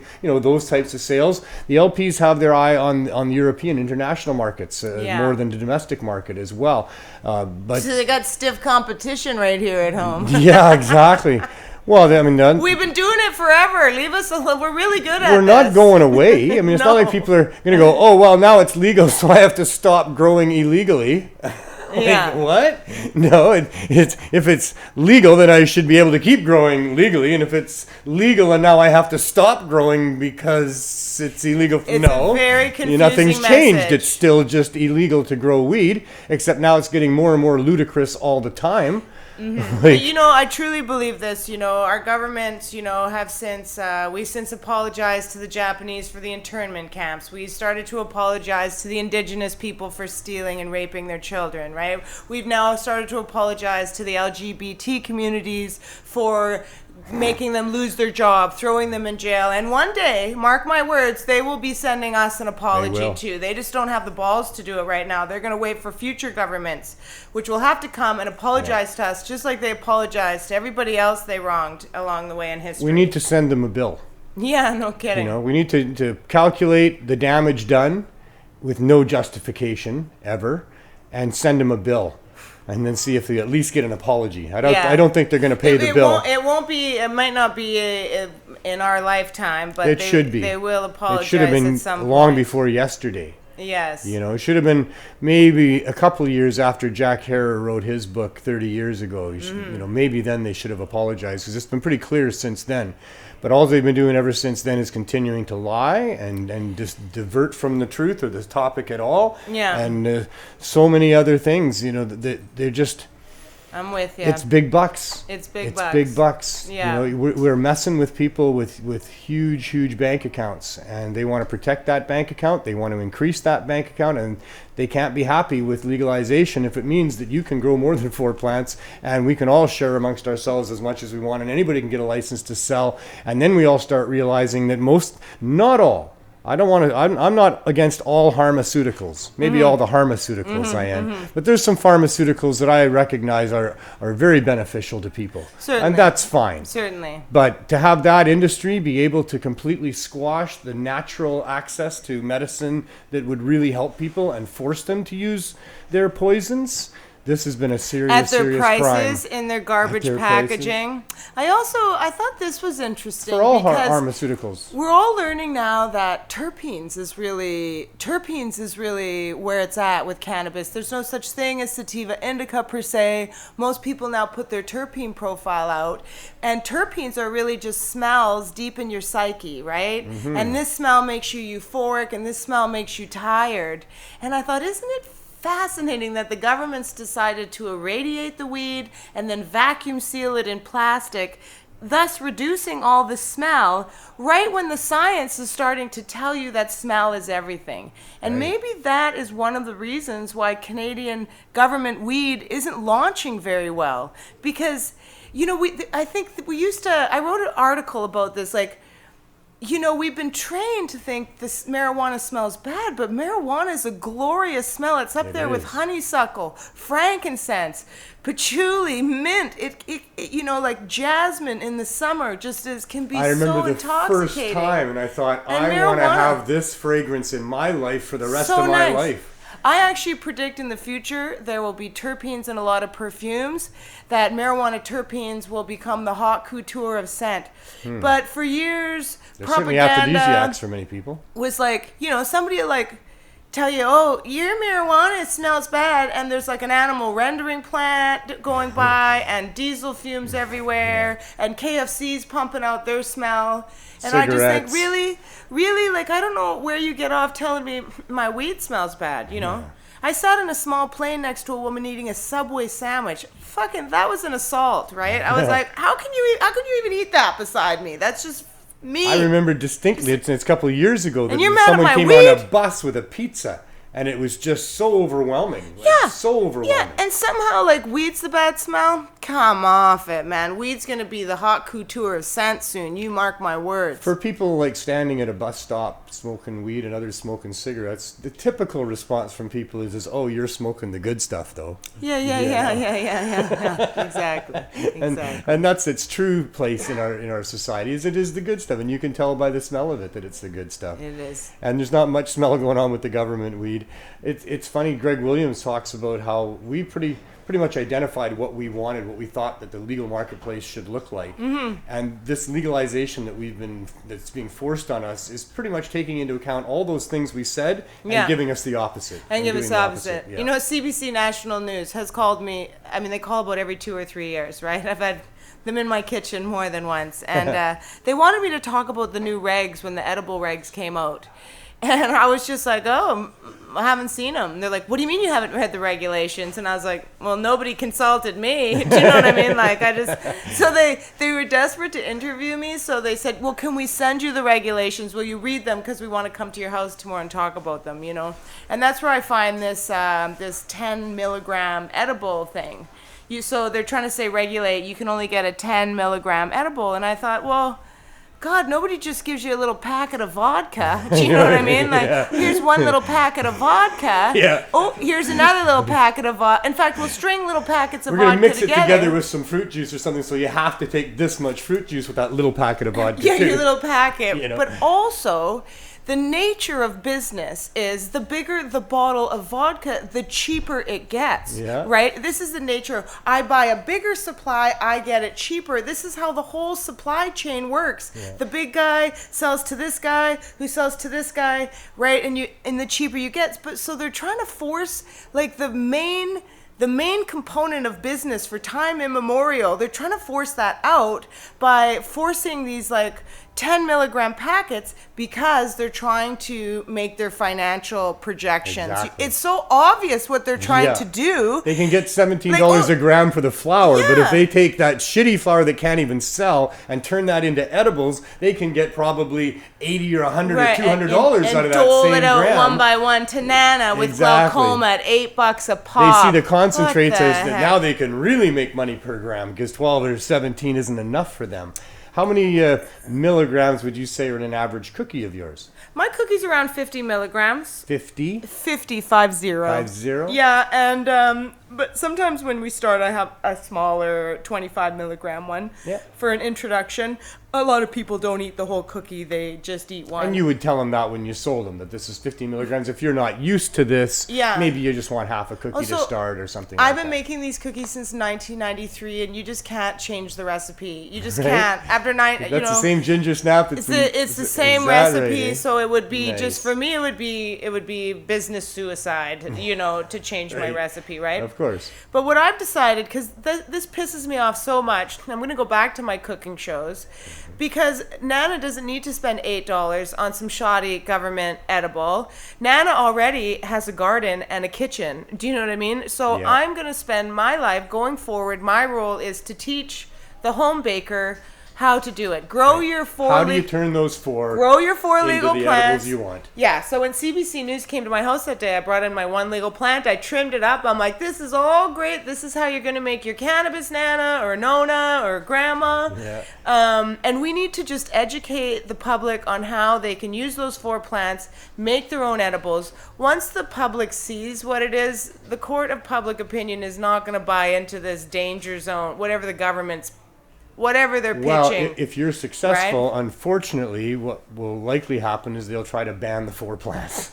You know, if people figure out that they can use those four plants successfully and maybe for their family, then they're going to say, oh, well, that's dangerous and you can't do that. I mean, they'd have a I hard want you to do time, what you're but- doing. I'm telling you not to do it. I'm just saying Yeah. we're up against nasty characters, you know? You know- This evil empire of well-leveraged corporate I know, greedy but bastards. it seems you can't get that crazy. Like, anybody can grow tomatoes. Not I everybody know. grows tomatoes, right? So it's no threat to the tomato community, right? They'd be like, everybody's growing their own tomatoes. No, but it's certainly a threat to those people that want to sell you edibles at a ridiculous price. Like you say, $8 for 10 milligrams when you can just go home, trim Really, your four really. plants, cook it up in whatever. It's a crime you know. against humanity, It's a crime man. against humanity. Yeah, It's serious, so- serious crime. So I'm going to go back into the kitchen, and my goal is to just help educate the public on great, simple ways. You know, I do one where I call it green eggs and ham. You know, I just put a little weed and butter in a pan and then scramble eggs, because not everybody who needs weed is a chef. So maybe grandpa just wants to scramble some weed into his eggs in the morning, and then away he goes, right? And then his aches and pains are gone. So I try to also give these super simple ways Nice. that you can just get cannabis into you. You don't need... It's not that hard. You don't have to decarboxylate for hours. People, God, they get so proprietary about the way it has to happen. But Well, literally, there is some grind requirement weed. for decarboxylation, right? You do need to Heat. heat it up, and people need to understand that part of it. Yes.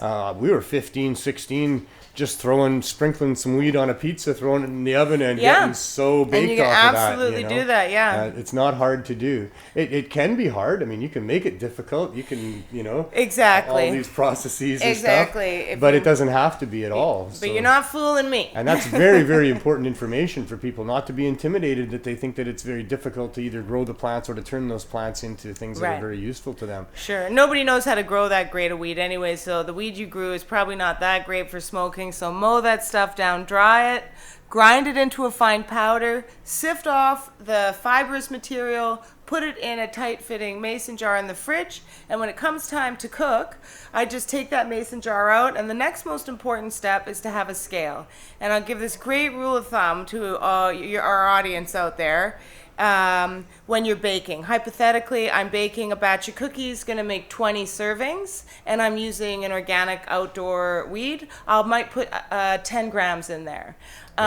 I would, and if I was using bud, I might only put 4 to 6 grams in there. So my rule of thumb is when using outdoor cannabis, you can use up to but never exceed 1 gram per person per serving, and that is the maximum, 1 gram per And that's person. double what you had with the original 20 cookies you were Double. talking about. That's Yeah. what I'm saying. Just err Yeah. on the side of caution. My mom says you can always go back for seconds. Just Yeah. eat a second cookie later. And if you're using bud, which is unfortunate because it's probably been spend a lot of time being cured and manicured for smoking, but Mm-hmm. if that's all you have access to, then maybe you use up to but not exceeding 0.5 gram per person per serving. So if you have this little jar of shake in your fridge, like I suggested, you want to make any recipe, a lasagna, you're making a lasagna for 8 people, you weigh up 4 grams, you put it in your pasta sauce, you make sure it's nice and evenly distributed, and then you bake your lasagna, and it can just be that simple. You don't need this fancy decarboxylating. As you get better, you could learn to decarboxylate more, or maybe I feel like people who don't have access to a lot of cannabis need to learn how to decarboxylate more. But we live in BC, there's shake, there's weed, it's everywhere. You can Yeah. literally just take, 4 grams of ground shake flour, toss it in a brownie mix your brownie mix up and put it in the oven. It's going to get cooked in the oven. It's just that simple, people. It's just that simple. Yeah, and if you're Yes. growing 4 plants, you want to grow 4 large plants if you're going to conform to the 4 plants. I say grow more than 4, but that's just me. I'm a Yes. rebel, But as you're trimming off the leaves, they have cannabinoids on them. You can collect all of that. You can keep Yes. all that. You can use all that the in fan ways to- leaves, everything, all and of even that all stuff. the twigs and the sticks and all those And things the that roots, you know what I do is I put eventually. them in a mason jar, and I'll usually cover them with some kind of alcohol base, right? Mm-hmm. Some rum or some vodka or tequila is my favorite, and then you just let that sit for a while, and then you sift that off. And then you can add that to drinks. If I do it with rum, and then I can add it to cakes and cookies and rum balls. I once did it to black sambuca, and I added it to ice cream. So there's just so many ways. You can use that entire part of the plant. And the entire plant could be used. Yeah. The nice buds, you're going to smoke them. The rest, you're going to dry it and grind it into your shake flour, put it in your fridge. And the twigs and the sticks, you put in a mason jar. You top it up with your favorite boozy concoction, strain it off later, and away you go. And you just saved yourself, about $800 buying from a government store. Yeah. Hey, no charge, you guys. Free advice. Yeah, and not to mention the government weed has also been irradiated or sprayed chemically, Yes, and just and might not be taking what the you smell want anyway. out. Yeah, so So stupid. Did you guys They miss this? cannot Did they not succeed. listen to the scientists say smell is everything now? do they not want it to succeed? I have others that are conspiracy theorists along those lines, that they just want people not to appreciate cannabis. They want them to try it and not like it, think it's a farce, and then they can sell more alcohol or pharmaceutical drugs. I'm not not sure. sure I'm that big a conspiracy Hey, I person. also I have this new theory. You know how they're always trying to lump cannabis in with alcohol, and it just seems like such a weird. It's just nothing like alcohol at all. And I've recently read Malcolm Gladwell's new book, Talking to Strangers. You know, he wrote Tipping Point and Outliers. So he's got a new book out called Talking to Strangers. And one of the chapters in it talks about alcohol, where they say alcohol doesn't actually make you into a different person. What alcohol does to people is it shortens their long-term consequences. So they stop seeing long-term consequences, and it heightens their short-term goals. Right? So this see. is why alcohol, suddenly you'll get louder or hit on your best friend's girlfriend or whatever. Things are more Because important in the moment. The long-term consequences get distorted. Yeah. And then I thought, God, maybe that's how marijuana is different. Because what marijuana does is it heightens the long-term consequences. Some people, you eat too much, like you go all the way to your death, right? You're like, call your mom, you're like, oh my God. So when you're in that panic anxiety, it's interesting that cannabis is, from alcohol, it makes you think more about the consequences, right? And I don't know if it's cannabis that did it for me, but I mean, that's certainly my strategies in life. I always extrapolate out, Yeah. where is this going to go if it continues on? It's always been part of how I look at things. I'm a boss, right? And I don't love being the boss, but I try to be a good boss. And, I'll go home at night after work and I smoke a joint and I think, I was probably wrong there. So the marijuana helps me think about maybe the more longer term. So Right. so marijuana is our friend here, For sure. It's the marijuana. I'm so marijuana positive. It has been my friend I'm like, all my life. go weed. Kind of like Dana Larson. I love marijuana. He does a whole Yes. speech on that. And, and I absolutely feel the same way. And I know so many other people Yes. that do too. That's what's so upside down about this whole world of ours, right? Like this amazing commodity has been Amazing. demonized and criminalized. It makes no sense. I had to come to that conclusion early on into quitting my job and deciding to do something with this. There's no logic in cannabis prohibition. Every time you try to go down a road, well, that still doesn't make any sense. But it just makes money. It's just such a money maker. Yeah. My dad said money doesn't grow on trees, and was he ever wrong? Yeah. It depends on the fruit that you're growing and the demand for that fruit. Well, in the case of cannabis, a lot of money grows on that plant. And, And it's also one of the major biggest solutions to the biggest problem posed to humanity right now. Carbon. Grow the cannabis. Yeah. It is the solution. Like, It's the greenest quit solution. wiping out all the BC farmers and sympathizing with the Albertan oil guys. Like, I mean, I don't want to have an opinion on them either way, but it just seems like everybody's sad for them and nobody seems to be sad for BC farmers. Like, why isn't this national news, Yeah, right? and it is, like you said, it's an Where are all $8 these billion farmers gonna industry. go? What are they going to farm? And that industry has GMO been corn? wiped out, or at least they're trying. So stupid. It's really Anyways. wrong, and it's all about money. It's about putting profits over people. Totally, And totally. we're supposed to and have by now. they're not even doing a good job of pretending that's not what they're doing anymore. I know. Like And they're taking so much you're money so to do it. embarrassed for them. You're like, it's just so embarrassing for I mean, you. you're a business owner. How much money do you give the government for running your businesses and on behalf of your employees? I mean, they're taking so much money. Hey, listen, They're you know taking what? so I much run money. 2 businesses in this town, and I have for a long time, and I don't make a dime off them. All my bills are paid. My only money I ever make is selling pot cookies. Mm-hmm. So I actually run 2 charitable candy stores in this town where I try to keep the price low because I'm tired of the price gouging in this town as well. What's the point of a neighborhood candy store if your friends and neighbors can't afford to go there? Right. And I employ 7 or 8 women in this town, and I keep 2 really nice, happy candy stores open. And you know what does that? The fact that I sell marijuana on the side, illegally, criminally, that's where I've always made my money. I haven't made 1 dime in 7 years. I've taken no paycheck out of that candy store. So Wow. maybe I'm the worst businesswoman in the world, or I don't know. I don't know. Are you having Thank fun? you, marijuana. Are you having fun? Yes, and I love my candy stores. There And you you go. know, my biggest thing in life is community and fellowship and food. And all I try to do is to promote humans, talking to other humans. I want humans out of their house, talking to each other, Nice. right? And so my candy stores, I feel like, are really a place that help. And you sell promote hula that. hoops. We sell hula hoops. I throw free hula hoop parties for the kids. You know, I want people off of their computers. I want people, we now know that human health is intrinsically linked to human interaction. And one of my other jobs going forward is to keep the humans talking to each other. Nice. We have this new automaton, this new technological age coming, and I'm not against the technology. I think there's such wonderful things happening. But what's happening is human value has gone down. Nobody values humans anymore. Nobody values human labor, human craftsmanship. We all want it cheap, but humans cost money. And so And humans are special. every time I think I might take a paycheck at my candy store, I give one of my girls a raise instead because I know she needs to go home and pay her rent and hold her head up high and live with dignity as well, right? Nice. So these are my goals in You life. are a good I'm boss. never going to be rich. I mean, I'm rich, but I'm just never going to be cash rich. I'm glad But- you understand it, because that's what I was going to say. You are rich, whether you got a bunch of money yes. in your pocket or not.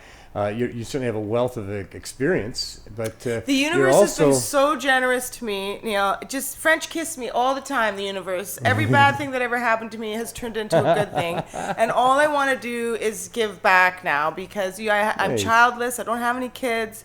So I have all the kids. By not having one, I have them all. And I just want to give back because I've been given a lot. A lot. when you look back, how do you view your accomplishments and what you've done? What are you proud of, and what?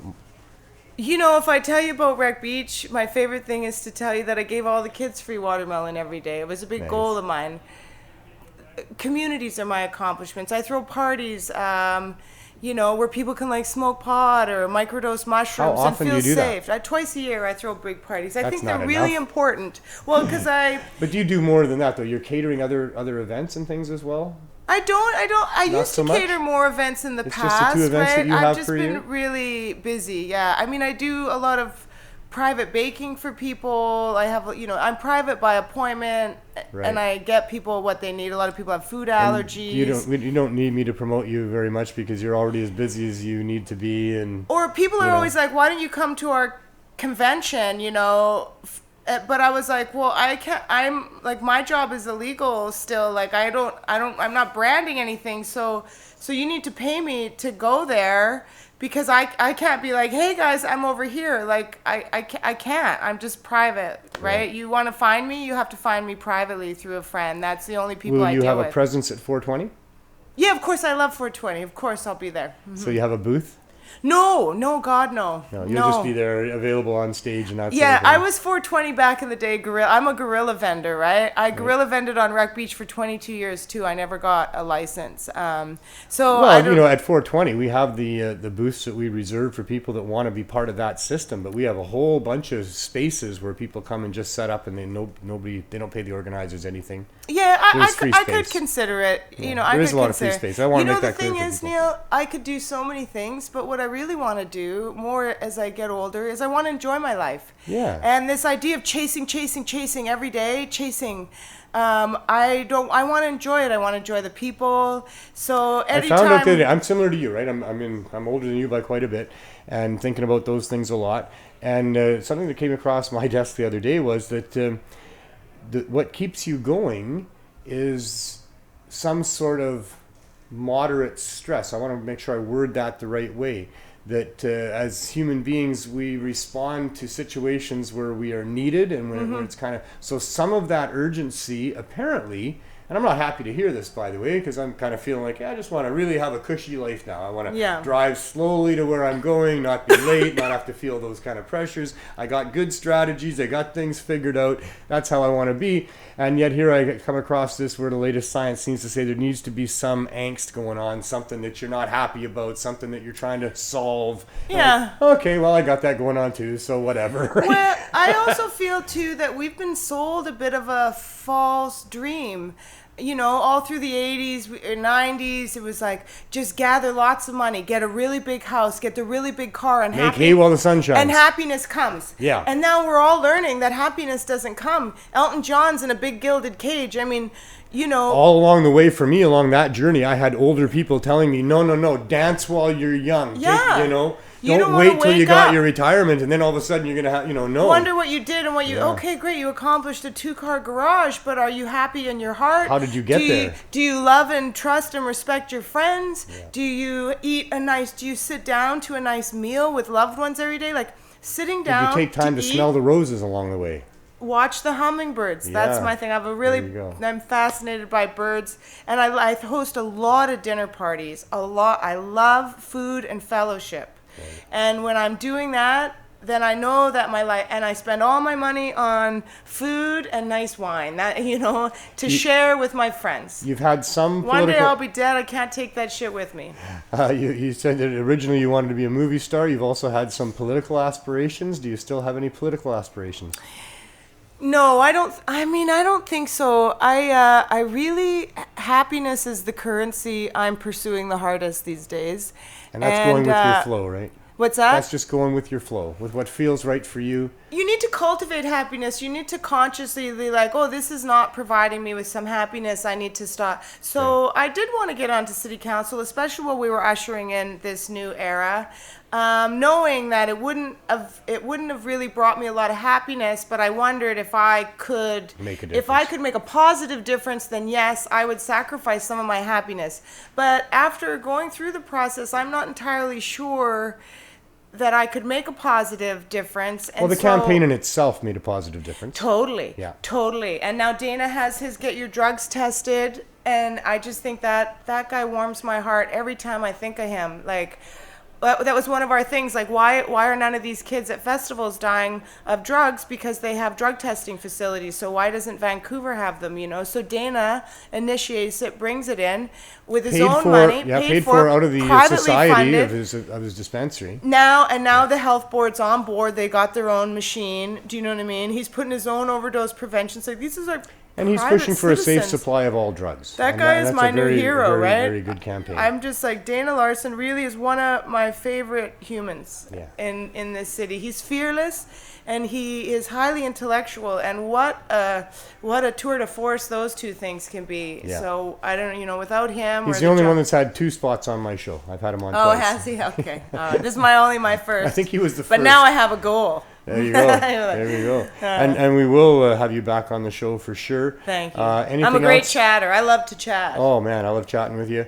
Anything else you want to make sure you get out there while you're here? Anything you want to promote? No, I don't have anything to promote. I want to tell a funny little story about the positive thing, maybe, that Canada's legalized cannabis. I was flying to Toronto for a wedding, and of course I have some weed and a grinder in my suitcase, and I'm just doing it on carry-on, and I get pulled off to the side, and this a woman, she's looking in the suitcase, and she pulls up the grinder. She's like, "What's this?" And I'm like, "It's a grinder. It's for like cannabis, but there's no cannabis in it." She puts it back in. She's looking at her her screen and looking in the thing. She pulls up a mason jar with weed in it. She's like, what's this? I'm like, it's marijuana. She's like, fuck, puts it back in. Looking at the thing. Finally, she looks, she goes, where's the nails? And I'm like, the nails? Nails? What are you talking about? And she turns the screen to me, and you can see these two very pronounced nails, right? And I was like, yeah, I don't know where the nails are. Thank God it's a woman at the thing, because all of a sudden she looks, I have these beautiful white candy shoes. So they're a wooden candy shoe with a thing on the bottom. Okay. She picks the two shoes up, goes and puts it through the scanner, and there's nails, 2 nails in the heel of the shoe. And meanwhile, like, my boyfriend's on the side, just like, she's pulling out all your cannabis. I was like, don't worry, it's the shoes. It's the shoes. So that was just it was a really fun, positive, just know that you're traveling in Canada now. They're more concerned about the nails in your candy high heel shoes than they are about your grinder and your marijuana. I'll tell you a quick little story. Was out for dinner 2 nights ago. A little Vietnamese restaurant on Kingsway, and the waitresses in the back, you know, la la la la la la in Vietnamese, la la la CBD, la la la CBD. Yes, yes. So they're talking about cannabis all over the place. Yes. And you had a lot to do with that. You know, continuing on, you got charged many times down on the beach there because you kept doing it. I couldn't help myself. And you haven't stopped since. You never will, because it's the right thing, and we all love you for it. And I can't be happier to know you, and I want to thank you so much for taking the time to come on the show and telling all these people about yourself. It's been very kind of you. I appreciate the kind words, Neil. Thanks. Cool. I feel the same about you. We'll get you back on at some point. You know. Yeah, Dana's twice. I'm going to be twice. He's the only one. Of course, you're going to be twice. Okay. All right. Thank you so much. The cannabis saved their life. You know what's going on? We're bagging up stuff for the Cannabis Substitution Project. These are the care packs that we give out. We give out about somewhere between 160 to 200 of these packs every time that we're here, twice a week. And what's in the packs? The packs would have, typically there's gummy, candy there, a cap, a joint. We have these other caramel types of gummies. But unfortunately, because of the city's clampdown on dispensaries and the transition to the non-medical legal government stores, the access to cannabis edibles has really been reduced. So we had 150 dispensaries here, none of them government stores, all of them medical to a degree, all of them with edibles. And that was just the marketplace, you know, the demand and then the supply coming to meet the demand.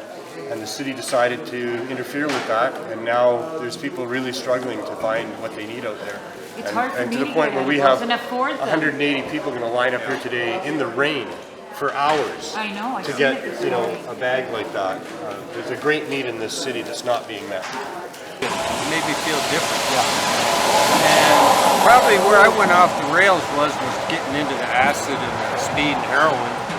But fortunately for me, I didn't go overboard, and after doing a week run one time, getting sick and diarrhea, I turned my life over to God, became a Christian, but I still smoke weed. And now I've had 3 surgeries, and I don't take meds. So it actually gives me pain relief, as well as helps me with epilepsy, as well as anxiety, panic attacks. Yeah. I'd rather smoke weed or any edibles than go back to pills. Yeah. Pills kill. Yeah. Weed doesn't. I don't depend on buying pharmaceuticals and speed drugs as much anymore because I take care of my physical pain with medical marijuana and the edibles that are provided for me. Cannabis helps me a lot. It's really ironic that police would waste their efforts on edibles, marijuana edibles, when there's actually people dying from opiate crisis. I don't see anybody dying from eating edibles. I see people being well and not taking opiates because they feel better, they don't need to take it. It keeps me calm and keeps me pain-free. Awesome, thank you. The cannabis helps me eat with my meds. Because I have a hard time eating with my meds. So I eat like gummy gels, Billy Bombs before I eat, and then I'm able to like have a meal. That pink is healed. Yeah. Scab's gone. Yeah, that's from the oil. This side, right? arm was broken. Like that, the one package, you've got enough. You've got enough of it. It doesn't take an endless amount, just that one dose per week or day or whatever it takes you. And I'll put it down. I'll put it down and say, I don't need it anymore. I'm fine. No, it's a nightmare just getting housing. I use it, I eat it, I smoke it, and I use the cream for my arthritis. Now that it gives people an alternative to what other people would give you as a bad button, and this is the right button to get. It's been with us for thousands of years. Yeah. And now because of political complications, we can't deal with it as mature adults. So this is a healing band-aid for us economically. If people will just free up the situation and allow the garden to grow. My husband Doug and I are the owners of the S&M Medicinal Sweet Shop over in Gibsons, BC. We're a seed-to-table edibles company, so with that, I grow all of the cannabis that goes into all of our edible products that Doug makes. We started the company originally for Doug. Doug was on narcotics for 25 plus years. 5.5 of that was oxycodone. He really needed to get off of it, so he decided to make edibles. Yeah.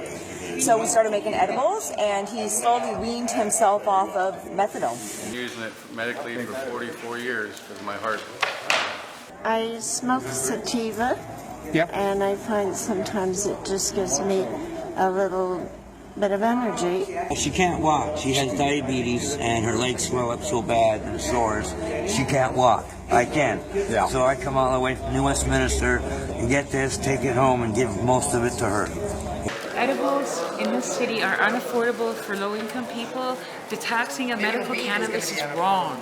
Please don't tax our medical cannabis. We need it. It saves my life. It saves their life. And it'll save somebody from opiate death. How many? 230 people. That is the biggest lineup we had so far this year. To help people with offsetting the use of street drugs because they kill people. The lack of access is definitely causing deaths in this city. So shame on the government, shame on our municipal government for not allowing the free access to medical dispensaries and edibles, which should be happening. So say thank you, man. Really appreciate you. Thank you very much. Yeah, 3 years of the CSP.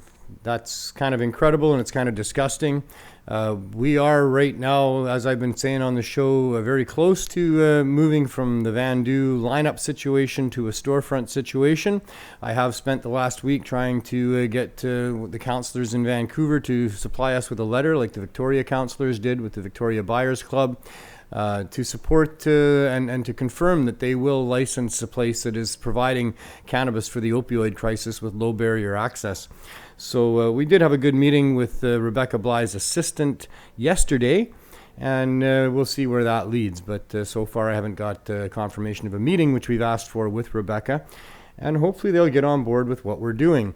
We've been saving lives there for 3 years. We've got a good core of people that come and see us twice a week every time.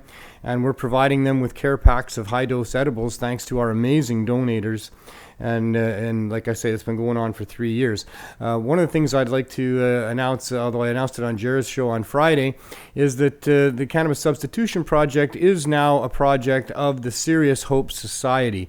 We have become a non-profit registered society, and hopefully that gives us a little more credibility when dealing with governments, and maybe they will respond to our request for meetings more than they have prior to this. I also want to give a shout out to Sweet Leaf for a donation of papers to our project. Thanks a lot. And to the Best Bud Society. We just had Pat Warnecke here from the Best Bud Society in Saskatchewan. They sent to the CSP a huge box full of shirts and grinders and papers and lots of other things as well. So a big shout out to them. We're doing a little better. We've been talking the last few weeks about our need for cannabis flower, but we've had some people step up and help us with that, so that's good. But we always need donations. The whole project is run on donations, and we're giving out about 600 care packs during the course of a week, about 300 twice a week, so that there is a huge demand. And there was also someone that sent me some pain balm and some cream, and I'm not sure who that was. I've kind of lost it in my contacts there. So if you're watching, just send me a little message, and I'll be sure to mention you on our Cannabis Substitution page. You can see that on Facebook. If you find that, I guess they're shadow banned. They've shadow banned us because there's a name cannabis in the name. So that's really too bad, and I'm not sure how people find our group on Facebook. With that being the case, we'll figure that out and let you know down the road. With coming events, There's protests being orchestrated by the Victoria Buyers Club at the different provincial ministers' offices. And there's one coming up this Friday at Rob Fleming's office. That's at 1020 Hillside Avenue in Victoria between 1:30 and 4 p.m.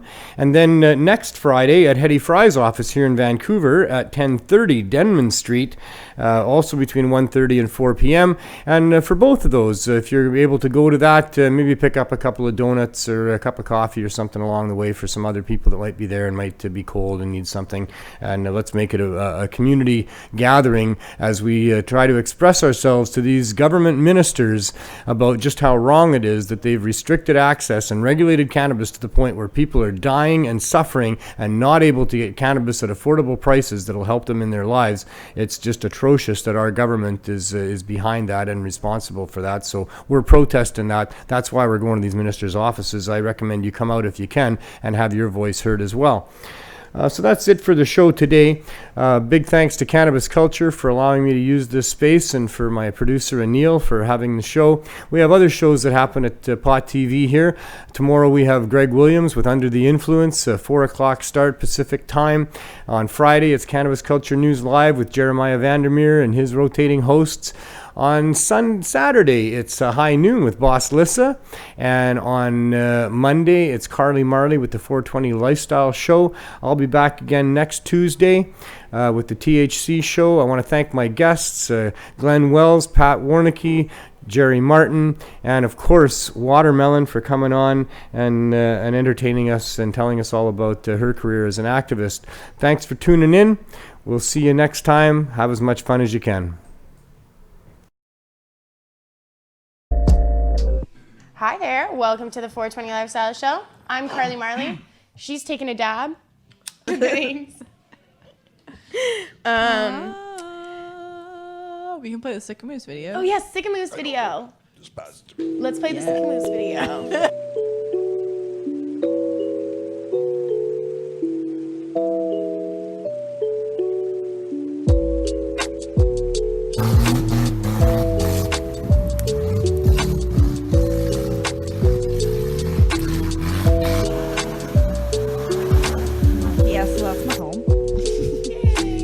That's like all over the place, I guess.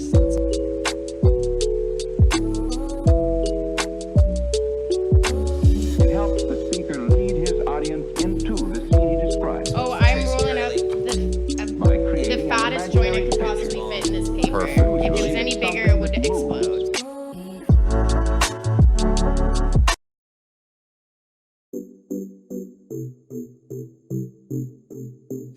Hi. Hello. Hi. Hi. Hi. Hi. Hi. It's high noon here in the studio. Look at it. Look at the bud.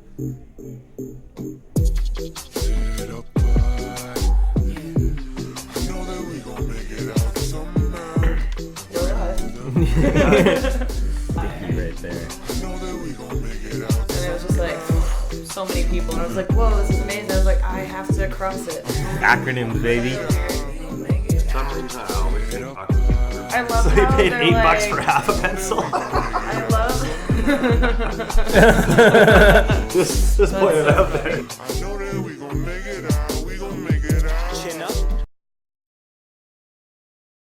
Are we still banned on YouTube? I'm Marijuana Man. Welcome to From Under the Influence. If they had weed, guaranteed they would make money. That's the only conclusion I can come to, is they don't have any weed. Because people are still going to buy it, for God's sakes. People actually like weed and want to buy weed. And a huge number of people have no choice but to come and buy it from you. And still, you can't make money? Holy fuck. Now what? What are you going to do to us now? When I was even at a very young age, go, wow, like, why would this be illegal? It is so much fun. Outlawing laughter and feeling good. Yeah, What? laughing. Thanks for joining us. See you next time. Peace. And pod. All right, welcome to the THC show with Neil, where we talk about the unpleasant truths of our system and our democracy here. I help patients. I know what you're saying. I got rated for growing, and I'm staring at the cracks in the wall doing time, and I'm trying to figure out who I hurt. No victim, no crime. And we look for avenues of hope and ways that we can change some things. As you can see, there's a lot of people, and there's a lot of care packs that we're handing out there. I am not a criminal. Wow, look at this. Right, Hey, it's 420 for sure now. Got you. And I'll be back next Tuesday for another episode of THC, Truth, Hope, and Change. Go about changing the world as best you can, and while you're doing it, just have as much fun as you can. Thank you.